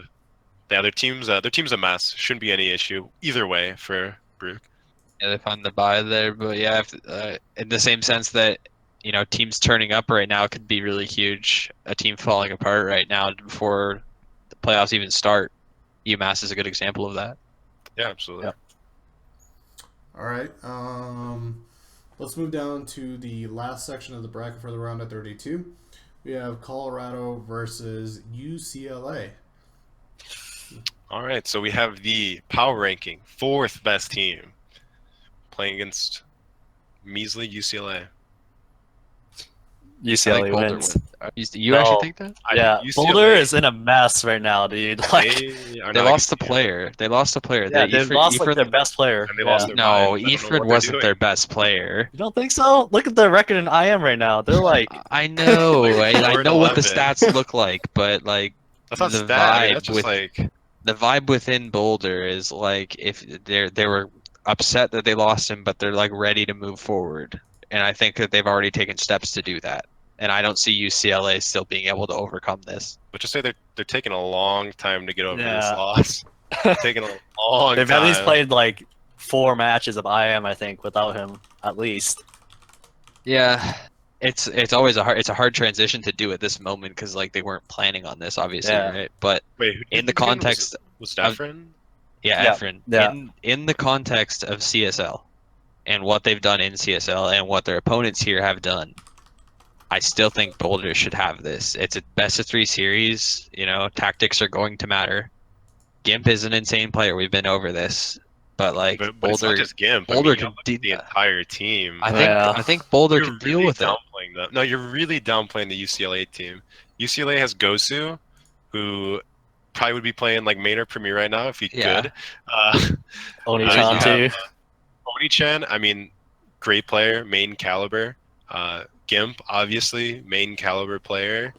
Who else Scott do they have? Sterling. Scott Sterling. I don't Yeah. know. Pretty I good guess player. we'll see then. I guess we'll see. Like I'm picking Boulder in this one. I still think Boulder can do it. All It right, may think be of a it this 2-1, way. maybe a 2-1, but Think of like, it this way too. Boulder lost against KSU in AVGL.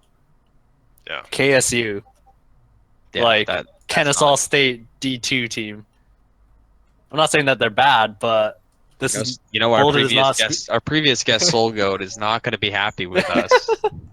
well. I mean, I we're at just talking least- about results sometimes. here, right? Truth hurts So sometimes. Yeah, and they could, you know, they are downtrending, but this is where it matters most. And I think in this best of 3, Boulder should win this, as long as the maps veto to their liking. I know don't that think so. Boulder is I don't going know. to cash. I seriously don't know, and I really don't know why you had them ranked 4th in your power rankings. That just seems crazy to me. Well, I wrote the power rankings before Efren left, and Did before you? like They haven't yeah, like they haven't played with Efren for like the past 8 matches. That's like 4 weeks. yeah, I know. That was written It's 4 like weeks ago? yeah, I had to get like quotes and stuff ahead of Oh, time and okay. everything, and I have to look at just the stats of what like had happened up until that point, not what's going to happen. So like yeah, they would have been a lot lower on the list, maybe not even probably like 8, 9 after it all happened. Mhm. But it was like I said, it was written before that happened, and then when I got the quote from Solgo that happened, I'm like, uh-oh. Gotcha. So right now you'd put them as like a 9th place team. Is what you're telling me. If I did the power rankings today, probably they'd be in the top 10, but yeah, like 8 or 9 maybe. Okay, that's fair. I'd say like 10, I'd say 10, maybe. maybe outside even of- out. Yeah, that's Yeah. what I would think. They might get I just think they take the place of Toronto in that area, because Toronto's not going to be in it at all. I kept rooting for Toronto this whole season, like trying so hard, because on paper they're like Yeah, their on paper lineup to performance has to be the worst this league has ever seen. yeah, I agree. Because I know, like last year, I saw that team, like Denya, Felix, Felix, like those guys. Like these guys look like good players, but They like, they are. just never That's put the up the thing, is that results. they are good It's players, weird. but they're in a frustrated part of their careers, is what I'll call it right now. So Interesting. Who are we putting through? Danny and I got UCLA. Yeah. that's a 2-1. Then you have to pick Yeah. UCLA. 2-1, pick UCLA. Why not? Not to mention UCLA. They played against UBC in the BO3 recently for AVGL, and that was a even better UBC roster than what Yeah. they're gonna have for CSL as well. The one young And that was Lee like effect. 2-1. Yeah. Easy So one young Lee. I'm seeing UCLA still. All right. Okay, Yeah. yeah, I can agree with that, I guess. All right. Wow. I see it happening, but I got to stick with Boulder. I have to at this point. You're too deep. For the sake of you guys I'm in being too my deep. experts, I'll sit out on that one and give UCLA the 2-1 nod to move them through. Yeah. So when Boulder wins, though, I think me and Tez are both gonna be expecting a message from Zach here. It's gonna be, I told you guys so. I mean, I'm not will an I be told you so stunned. kind of guy. Like if they I'll be actually stunned be too, UCLA, they're a way better team than I expected. Or maybe I don't know, they hire UCLA's someone. really bad. Maybe they hire someone to break Gimp's hand or something. Maybe that's their Whoa. avenue to win. I mean, like, I would hope they don't go that far, but they have a See, shot. I don't know. It's going to be a good game either way. I'm interested to see what happens. And UCLA also has a tune-up game. You gotta think about that. They got a tune-up game against Georgia State or Georgia Tech. Yeah, they do, and that actually true. could be a factor as well. That like the same thing Kentucky's going to go through, where they don't get a match that would be really useful to have before they play against Ryerson.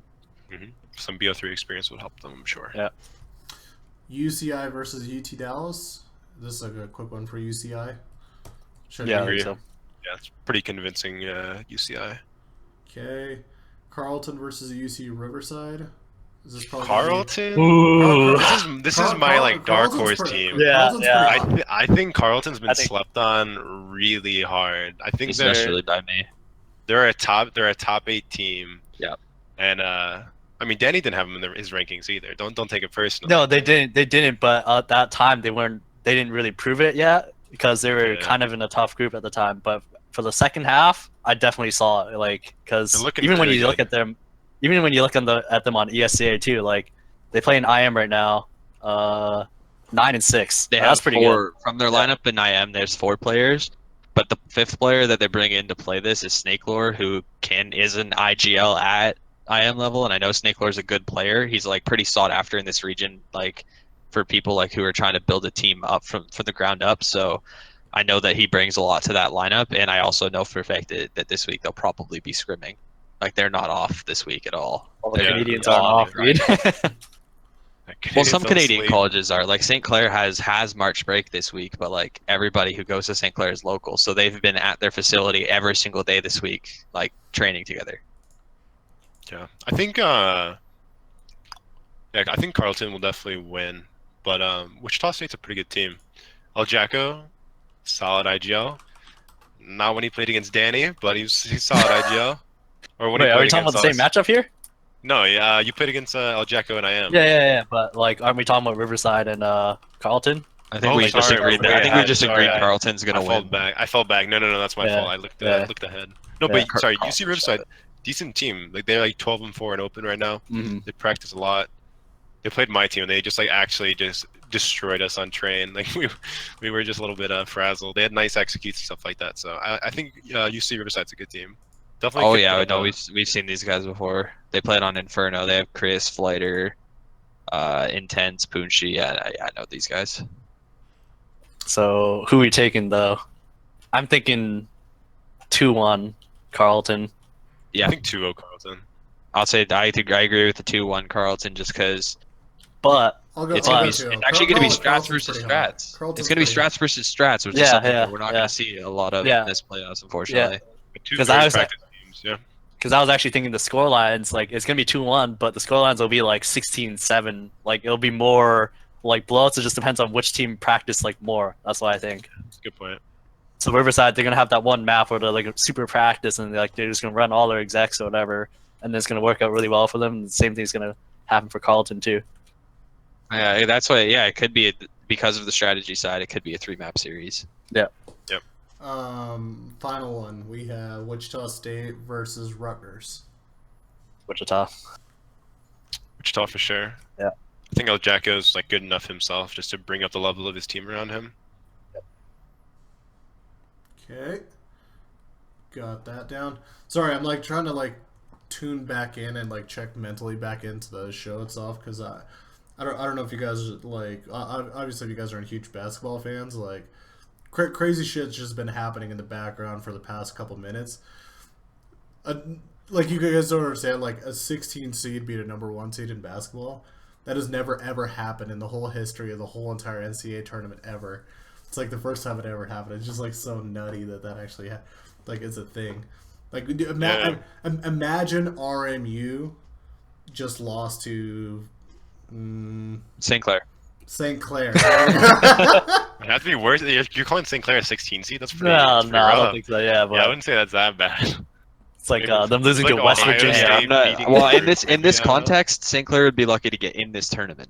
Yeah. Like, it's a tough matchup. I mean, like, Okay, I don't know about you, something but like Northern Iowa. bracket's looking fine right now. 220 points here on this website. It's crazy. I think like almost everybody just lost their final 4, and a lot of people lost their finalists. But Yeah. anyways, we are down to our top 16. We kind of have to pick up pace a little bit here, guys. So a little bit less justification and thoughts on the full matchups themselves. But let's hop over to UCSD versus Montreal. Another interestingly close one on a coast-to-coast battle. What do we think? If you just had to pick one. UCSD for sure. UCSD. Yeah. This is where that Cinderella run that Montreal would try to put together would come to an end because it doesn't matter how much they practice between now and then. I don't think they'll be a better team, like fraggers wise even. Yeah, I agree. I don't think you don't really need to say much about this match. It's pretty UCSD favored. All right. Does the run of Ryerson continue, or does VCU finally stop them? I think VCU. I think VCU crushes them. Honestly, I don't think it's gonna be that strong or that close of a game. Yeah, I picked Ryerson. But I yeah, was thinking VCU. I do see VCU winning. I just I picked Ryerson in my bracket because like I have a lot of faith in those guys, and like obviously bias is strong here. But Yeah. uh, Dude, it clouds you. It clouds your yeah, judgment. VCU is a solid team when they bring what they have to the table. But like there's been a couple times this season where they just have an off day, or they just have like maybe not the chemistry that we're used to seeing out of them. I know Zen is on that grind. Like Zen plays pugs all day long, so He as doesn't even more play. He's not even in the starting lineup though. really. Yeah, Why? there's. Why wouldn't you? He's got so much dedication. I don't know.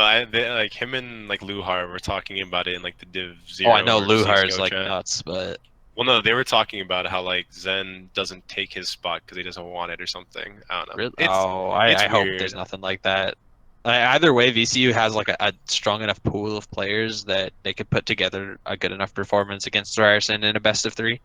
Ryerson does have weak maps. They do have holes in their lineup, and VCU, whether they get lucky finding them or whether they take the time to figure out where those holes are, could play into it a little bit. But yeah, VCU could take this. I'll agree, VCU. Yeah, I mean they play lands together. Like this core, they play lands together. They, from what I understand, they Yep. play IM together. They're 8 and 6 in IM. I mean that's pretty decent. I That's think decent. Virus and Chaz are both like really good players, and Mhm. I think they're stronger than the like Maesor next combo. Yeah, and I was also thinking that like even the outside of those core two players, like I just see VCU's other three players being better Yeah. than Ryerson's Like, a lot other more three players. depth. Yeah, Ryerson's sure. other three players, like Doofus, can play really strong, but I know he's taken a lot. I'm pretty sure he is IGLing. I mean, Yeah, you'd have yeah. to, and I know that that's like a huge undertaking for this team, especially trying to use your tools effectively in that lineup. And Soggy and ATC can bring it, but I don't know if their consistency is the same level as the other three guys on VCU. So Okay, what way to go, guys? I said let's pick up the pace, and you guys just like dove into it back again. We did the first one quickly though. Okay, Yeah. Virginia Tech and A&M. This is a good match, honestly. Yeah. another good one. Okay. Yeah. But I have I, A&M. I think it's pretty Texas. I think Texas A&M wins. That's who I put my money on. I think Texas A&M just has, once again, they have the ghost factor, and Experience. I played against Virginia Tech, and they weren't really doing anything that really just like impressed me about how they played the game. I think Texas A&M, they're really just going to turn on the heat come playoff time. I can agree with that. I put Texas A&M through. Yeah, I think so too. But like 2-1. That's what I think. Because I think Virginia Tech, they practice a bit more, right? I know A&M for sure. Like they don't play together at all, Mhm. but their individual skill is pretty good just because they have Ghosts as well. And even like players outside of Ghosts, like Roxer and like the other guys too. Like some of them play at like an IM level too. So it's not like they're terrible, right? So Yeah, I But- remember like Virginia Tech was looking good, and like IM, they're like 7-3, Mhm, and they like took like 3 losses in a row. One of them was an actual 0-16, so that's pretty rough. yeah, but it's a good match either way though. Yeah. Looking I got at A&M. RMU going to be moving through, obviously, right? Yeah. Yeah. Okay. It doesn't matter who wins that last Yeah, one. yeah, All RMU right. for sure. Cool. Then we head down to our second side of the bracket. We got UT Austin versus UBC. Is that a UBC win right there? Yeah, definitely a UBC one. All right. And then we got UCF versus Baruch. Baruch. Baruch. Burke. Sorry, Yeah, UCF. a couple quick ones there. Not really a lot to talk about. CF just doesn't have the firepower. Poor UCF. Poor UCF. UCLA versus UCI. This is kind of cool. We get a West Coast team against a West Coast team. This is an interesting one. This one's gonna be a bloodbath. Yeah. We could dive into this one a little bit. I think that's fair. Yeah, like I don't know if it'll be a. I don't know because like I actually talked to Gimp about this a couple days ago, and he said that every time they play UCI, they actually just like stomp them.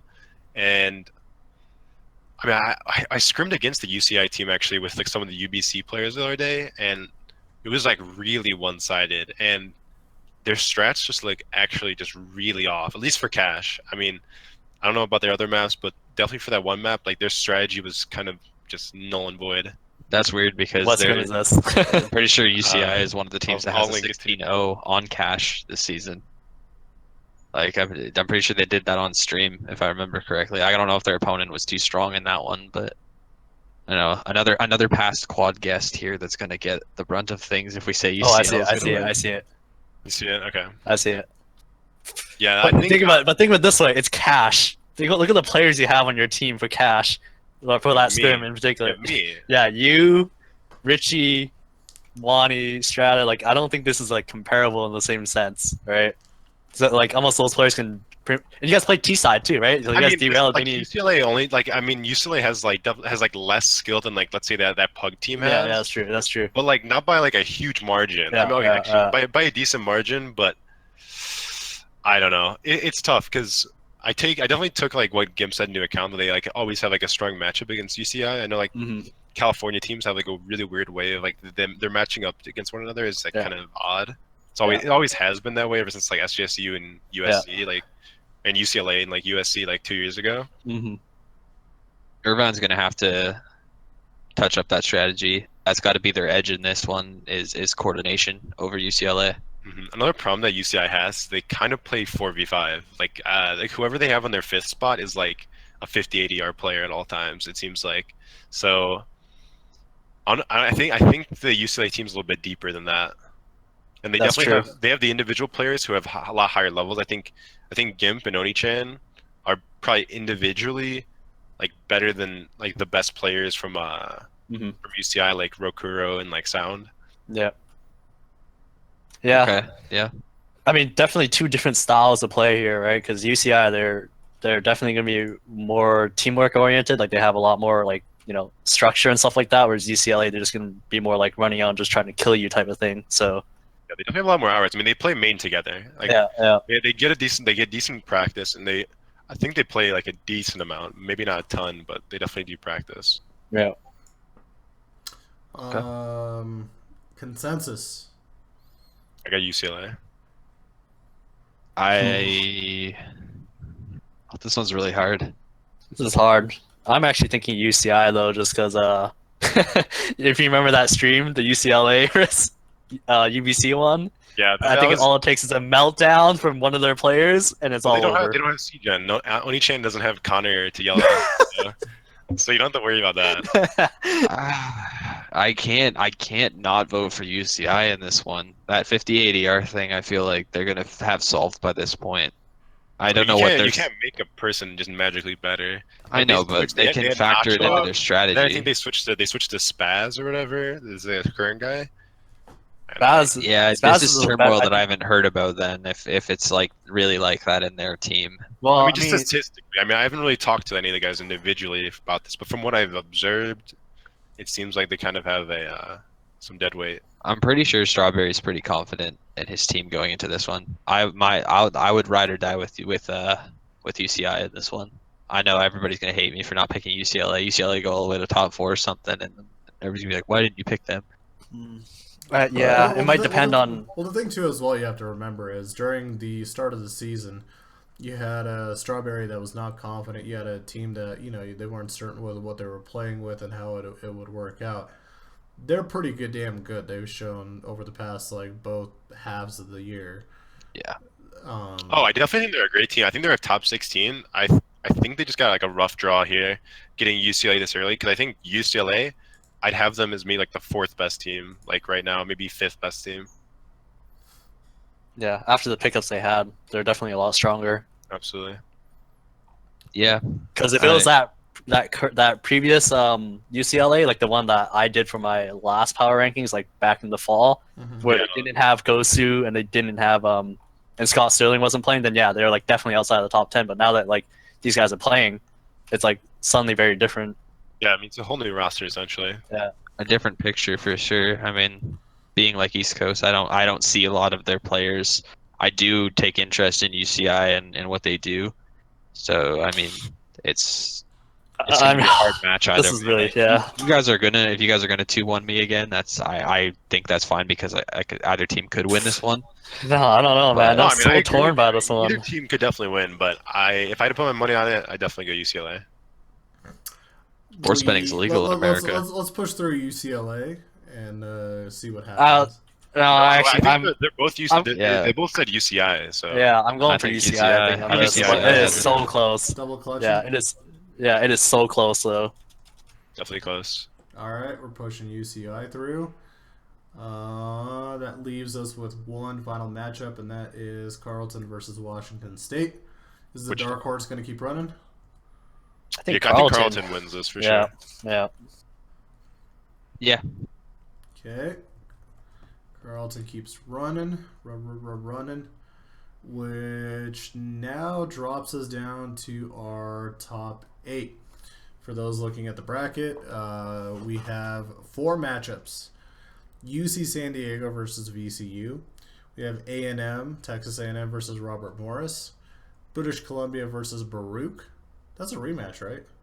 Rematch of last year's finals. That's a year's rematch finals. of last year's finals. Wow. I feel like we have that yearly. We have like a rematch of the finals from the previous year to like knock somebody out of a chance of getting to the finals the following year. We didn't have that last year though, Are you right? sure? Because Montreal got eliminated from Cal State Long SJSU. Beach. Yeah. Yeah, and SJSU didn't even make playoffs, right? Yeah, they didn't even play. Yeah. So some of the players were a bit on the naughty side too as well. Shout out to Mikey. The Deanza pipeline apparently. Yeah. All right, and then of course our fourth matchup, UCI versus Carleton. So I guess let's start at the top, if there is something with it. UCSD versus VCU. I think this is UCSD again. I think this is a really, really Yeah. tough matchup. I don't think UCSD is like I mean, like a lot of the allure of the UCSD team is thinking of like their AVGL result, but they had XSE to win that. So Yeah, but they also have Royal now too, right? Royal's a pretty good player as well. Yeah. I don't think he's as good as Ecstasy, but he's still pretty good. yeah. I don't know. It seems just to me like chemistry wise, UCSD seems to like they have it together in their matches when they need to. So a team like VCU is going to be a test for them, but I think it's one that they're going to be able to pass. Yeah, I agree with that. I think I'd put UCSD on this. I think VC is a really strong team. 2-1. It's That's what I 2 to think. 1. Yeah, 2-1 I don't know. UCSD. it's got to go 3 maps. Yeah. All It's right. definitely a 3-map kind of series. 2-1 UCSD it is then. A&M and RMU. RMU for sure. RMU. Like Ghost 2 Train nothing. stops here. Yeah. Yeah. So, I don't think RMU is dropping a map somewhere until should- top 4. Somewhere Sean John's just like Sean J is just throwing like a Donald Duck fit right now. Just like, see, I told you they'd get a run. I told you they'd get a clean run. All right, we They deserve a got clean run. The team that good deserves a clean run. Yeah. Yeah, And A&M that's is not how a playoffs are A&M. supposed to Like I don't know work. why he'd say that. Like A&M is not like I'm pretty sure A&M would beat UCF pretty easily in a match together. Like it's not a clean run. Same with Virginia Tech. I think Virginia Tech's a better team than UCF. So I think it's kind of crazy to call that a clean run by RMU. It's Fight pretty, words. it's Yeah. pretty absurd. Yeah, it's not really a clean run, but they're just the favorites. Like they just have the edge on Yeah, every they're just matchup. that. But They're it's just not that good. Yeah. Simple as that. Yeah. Yeah. Virginia They're- Tech and A&M would definitely beat UCF. I'd say. Wouldn't you agree with that, Danny? Yeah, I'd agree with that. UBC versus Baruch. Mahone, how confident are you? The boys, they do not have it in them. They do not have it in them. I mean, I hate to say it, but like, I mean, I'm sure Tezo would agree too. Just just because like he hangs out with us in Discord and stuff like that. Like, like I honestly thought the only way for UBC to be able to beat this roster of Brook was if they actually practice together, but they're not doing that. So I there's think just even no with chance. practice, like the problem that the UBC has, they really don't have like an IGL. They have like Craig and Richie like sharing the duties, and it's Yeah. just like ideally you don't want either of them to IGL for your team. I mean, like It's not like, very clean. But does No, like Baruch doesn't have an IGL either, but do they need one? I mean, No, they got well- four shot. Four shot is an IGL. Isn't I it? don't. From the information that I have, like they just play so loose. Like it's Yeah. just. I mean, like they don't really need to like actually Yeah. play. I know Fourshot intelligent. does IGL, but like it's pretty. Like the calling's pretty loose. It's just kind of like let's Well, the see where thing- we could find an yeah. I opening. mean, you got food and toy, Toy, yeah. Udic like entering. Like there's So much skill you on that call team. like as an IGL, like I'm sure Danny can attest to this. Yeah. If your team is better, you're just like you feel like you're just wasting your time if you call. Like it's just like there's no point. Like I don't see any point for them to really do any calling until they play UBC. Honestly, I don't even think they're gonna need to against UBC. Yeah. UBC's depth of strategy, as Mahone's saying, is like not. I don't think it's deep enough that it's gonna matter. It's gonna be a frag fest, and if that's how it's gonna come down to it, then Baruch has the edge. Like as simple as that. Yeah, absolutely. I mean, on paper, they're just a better team. No fault to UBC. I mean, they're playing Yeah. against a bunch of premier players and Yeah. Yeah. ex-pro. Yeah. Nothing you can do. One final game then. UCI versus Carleton. Does UCI get highly? Boy. Does UCI get highly motivated to try to win this so they could play? Well, the thing at is, for home? me, I have like UCLA at the spot, but I'd put either team UCI or UCLA over Carleton. Yeah. Yeah, agree I with think so that. too. Yeah. Carleton's good, but they're not good enough to do that against like UC schools. If none of those players are ever going to be like playing against each other really, and it's going to be interesting to see what happens if that clash does happen. But yeah, Carleton, I don't know. I'd say the I bracket wanna- really I worked wanna out go in this spot. Like I think UCLA or UCI versus Carleton is like a pretty fair matchup for Yeah. Carleton. I mean, of the 4 matchups that we're talking about here, like this one's evidently the weakest, I think. And whichever team goes through this is going to have to play Baruch anyway. So, like, Well, Yeah, really, what can you do? that would mean, based off of what we predicted so far, we've got 4 teams heading to the finals, 2 home teams technically. UC San Diego, only about 30 minutes away from where this event will be happening, and then you got UC Irvine as well in here, and then you have RMU and Baruch joining them. The matchups would be though UC San Diego versus RMU. What do we think? That's an RMU. RMU. Yeah. Yeah. I think we're all about to kind of approach this RMU CUNY Baruch final where it's RMU also has a lot of LAN experience. They all played at the Mad City LAN, not together, like in different teams. Like Spermy with his own team, and then I think while she played on a team, I know AWOL like subbed in for another team. didn't as well Lennox as play one thing. too? Yeah, there was a Lennox LAN played with before. one, Yeah, there was a LAN before that too that they played together. I forget what it was called. It was like some Wichita LAN, I think, right? Oh, the I don't know Midwest if CS:GO any of LAN you guys. probably. Yeah. I'm pretty sure they went to that together as well. So no shortage of LAN experience here for this team, I don't think. Yeah, Robert They have Morris. a LAN Like, center on campus too. Yeah, that yeah. they play from what together. I've heard about their team, like they just play so calm and collected that I don't even know if playing against CUNY Baruch is going to necessarily like shake them mentally. Interesting. Maybe not shake them, but they'll be tested. Yeah, no, this is where like that's going to be like the best game in CSL history if it so happens that that'll come out. I think this Yeah, is the should year be. that somebody can rival CUNY Baruch. Like- well, hold on. Well, Yeah, well, maybe not talk about that. is Baruch going to beat UC Irvine? Yeah, Yes, Baruch will Actually, like, I just want to point out one thing. RMU versus UCSD, they played in ABGL BO3 just a couple days ago, or about a week ago. 2-0 for RMU, but the scores were 16-13 and 19-16. So they were real close. Wow. That And I I think think LAN RMU gets like a buff because Yeah, they'll that's true. probably That's true. practice like at their LAN center leading into it. They'll probably have some like main or premier like competition to play against from all their connections. their scrim pool is nuts. Yeah. I agree with that. Yeah. Well, it all comes down then to this RMU versus Baruch in the final. What do you think, guys? Well, I mean, like to think about like I mean, This ain't easy. so you Yeah. think about Baruch, they have what? Food, Four Shot, Toy, Udic, and they still have Versace. Yeah. Versace, yeah. And then you got RMU, it's got Spermy, Welshie. AWOL, Welshie, and Reality. Realities. Reality. Yeah. Toe to toe. I mean, that is like I really don't know know. who's like the better team on paper necessarily.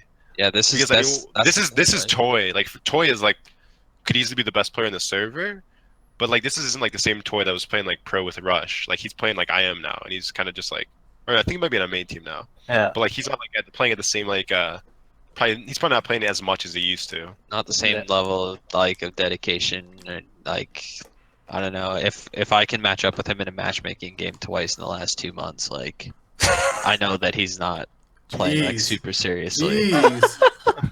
But I mean, Man. maybe I beat him both times, but whatever. I'm going with RMU just because, like I said, they're like I'm gonna white knight for these guys all the way through. This is the year. This is the year it's gonna happen. I would definitely go Baruch. I think Four Shot is the better IGL. I think he's better than Spermy. Definitely has more Better. experience than Spermy. Yeah, better opper too. I think Food is probably the best player in the server. Yeah. Food is, for me, the best player in the server. You also have Toy, could be the best player in the server as well. Like I think you'd have to have some serious overperformance by the RMU side to really stack up against these players. It's possible that they have these overperformances. Like, well, she's a really good player. I know that Lennox is pretty good as well. Spermy obviously pretty good. Well, I But- mean, Mahone, with your experience, do you remember? I mean, what do you remember any openings or any kind of like faults or weaknesses with Baruch from last year? Yeah, I guess I can probably talk about both teams because I actually played against both teams in the BO3. I think with Baruch, right? Dude, man, like it was already a handful trying to deal with Food and Toy, and now you got to deal with 4-Shot as well. And not to mention that Meister is actually the most underrated player on that team. That guy, Mechanically. that guy like dropped 180 yard across both maps when we played against him in the final. Not Food, not Toy, but Meister, right? Like he's so underrated. So, and on the side of RMU, like Lennox is obviously a really good player, and I think they're probably their biggest upgrade from last season to this season was getting Reality over Boom Boom. I think, right? I think honestly, I still have Baruch on this, but I think for RMU to win, they actually have to practice together. That's the only way to win. But they will. If they make it this far into the playoffs and like they know that they're going to a LAN where it's going to matter. Yeah. This is the best chance that anybody's ever had to beat Akuni Baruch. Yeah, I think I gotta go with it. I think complacency could be the Could be a downfall for could be Baruch. the downfall of Baruch.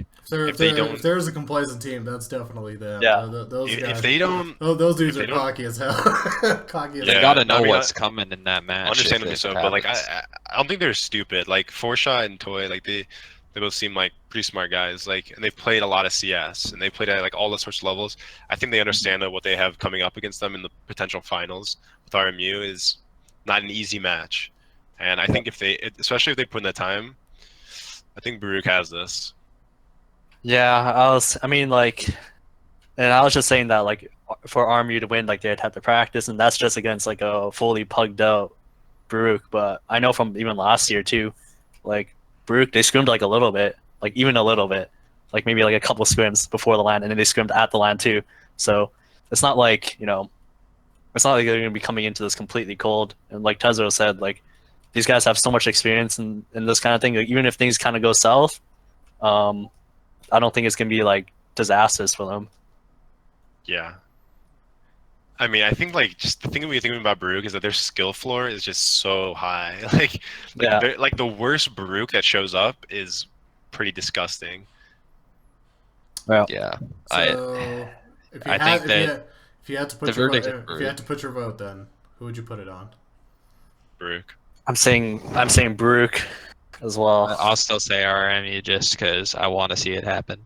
Yeah, no, I think everyone would like to see it happen, but it's Yeah, This tough, has realistic. man. potential for a really, Yeah. really special grand finals. Like I said, best match that CSL has ever seen. skill wise if- in the if it server, happens. absolutely. I mean, I don't know if it'll pan out to be the best one, but when you talk Yeah. about talent, I don't think you've ever seen a better CSL game. The Yeah. stage will be set. Stage will be set. It's gonna be a cool stage. I've seen it. Gonna be customized. It's gonna be pretty. All the lights. There's gonna be caster tables. Oh, like the physical state. I just meant Yeah. like metaphorically. And metaphorically and physically, like the stage will be set.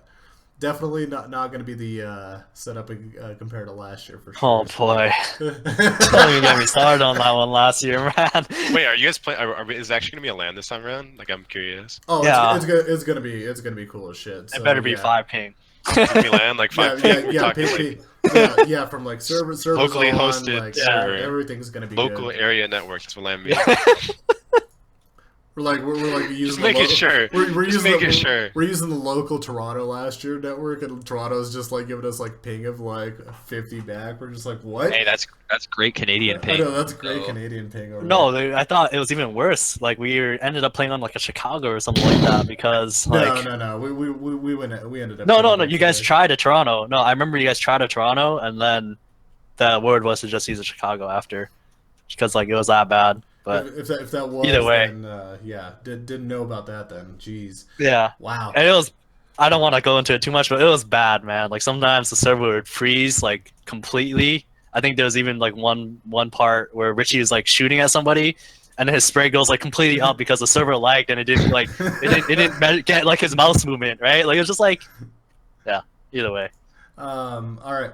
So looking at the bracket, we ended up having Kudi Baruch at the top of the ladder, but via some very hefty and good competition. We have a good, I want to say, top 4, even if it could be arguably UCI or UCLA. Is there a third force? Sorry to interrupt. Is there a Yeah. third force place match? No, there isn't. no. Okay. I would say even our top 8 is really strong this year. Top 8 is very strong. If it pans out how we kind of had it, UCSD, VCU, A&M, RMU, UCI, or UCLA. And I And truly the think that the combination. bracket worked out. Like I think if you look at that top 8, those are The right teams. all Yeah. top 8 teams. Like they're maybe not all top 8 teams, but they're all top 10 teams. I would say basically every single one. So I Yeah. think if people complain about bracket, I really like, despite how much I disagree with the CSL process of creating the bracket. Hey, if you disagree, you disagree, man. Like As much as I disagree with it, I think I it worked out. I am open to criticism. We always can improve. I think it worked out. Besides, I mean, except for maybe UBC kind of getting a really tough draw, but Yeah, but at the same time, out. yeah, but at the same time, you had to look at the results of that too, right? Like Baruch, they had a forfeit loss too, so that's how it ended up working out, right? Because Baruch otherwise, it doesn't would have take been. that forfeit Yeah. loss. It looks Yeah, like. He I mean, that yeah. doesn't mean I still did. I don't know. Yeah. But either no. way, like the way I see it is like the top 4 teams that land are the right ones in my opinion, right? Like even whether it's UCI or UCLA, both of them. I think those are all you'd say top 5 or top, like, Yeah. probably top 5 teams. Maybe Yeah. you could switch UBC in for one of them. Yeah. CSD. But or either UCLA. way, yeah. I think the combinations of teams that could end up in top 8 isn't going to leave us disappointed no matter what. I don't think so. Yeah. Mhm. I agree, absolutely. All right, guys. Well, we would leave more time for maybe another topic or two, but we've literally already spent over 2 hours on just the bracket alone. So we'll have to kind of put a pin in it and then probably come back maybe in about a month or so. Maybe we'll have to check in and see how the playoffs have kind of been going, see how close we were in our predictions. We'll save this graphic and come back to it and see how accurate we were. But for the time being, I'll allow you guys to throw out some closing thoughts, and we'll wrap it up. So, Mahone, are you getting ready? Yeah. Is your team getting ready? Are you getting ready? I'm not getting ready, and my team is not getting ready either. Sad to say, but yeah. So closing thoughts. Yeah, I think yeah, like Tezo said, although there might be some questionable things about the bracket, I still think the top 8 and top 4 for sure.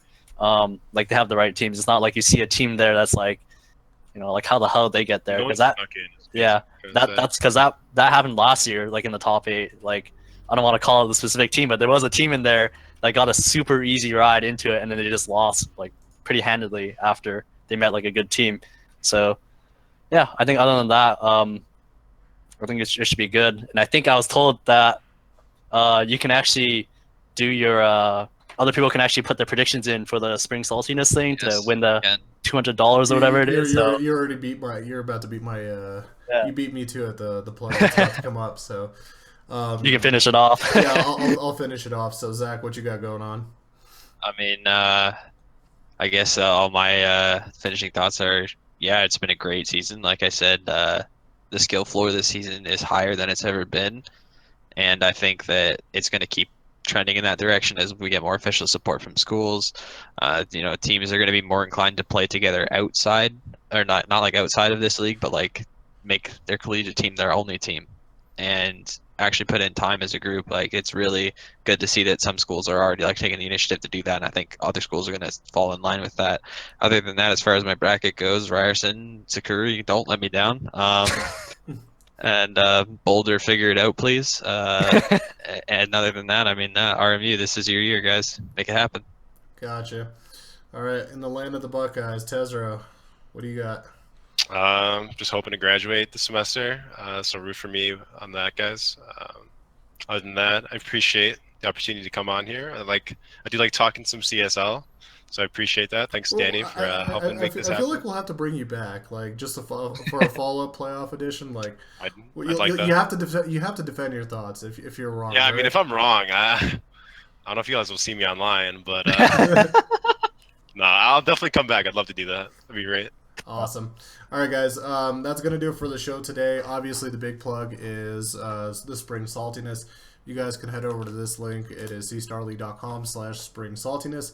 Get your predictions in. You might be able to still get a few of them in and even a few free ones already. Some of the matches that we have been played that we talked about. So $400 overall in prizing, I think, between all the brackets. So get yourself some of that free money. Congrats as well to anybody that, you know, wished on a genie and submitted an NCAA tournament bracket as well. You might get some free money out of that as well. Quad will be back next week. We're not sure what edition it's going to be as we've kind of jumbled it up since we put CSGO this week. Ward Up will be back next week as well. We have weekend League of Legends games, just the Timo Cup. C-Law playoffs are going to be the following weekend. And then just next week in general, we get on after the round of 32 games. So Monday and Wednesday, we'll be back at it with streams where you'll see guys like Zach and Mahone on the mics. And I think that will do it for us tonight, guys. Obviously, thank you for coming on. It was a fun, nice little chat tonight. And thank you to everybody that's tuning in. Scurry, thank you for subbing for 6 months. Also saw that. A little bit of a nice personal shout out to you as well. And I think we will call it a night. Take it easy, everybody. Go into the dark night. Go watch some basketball.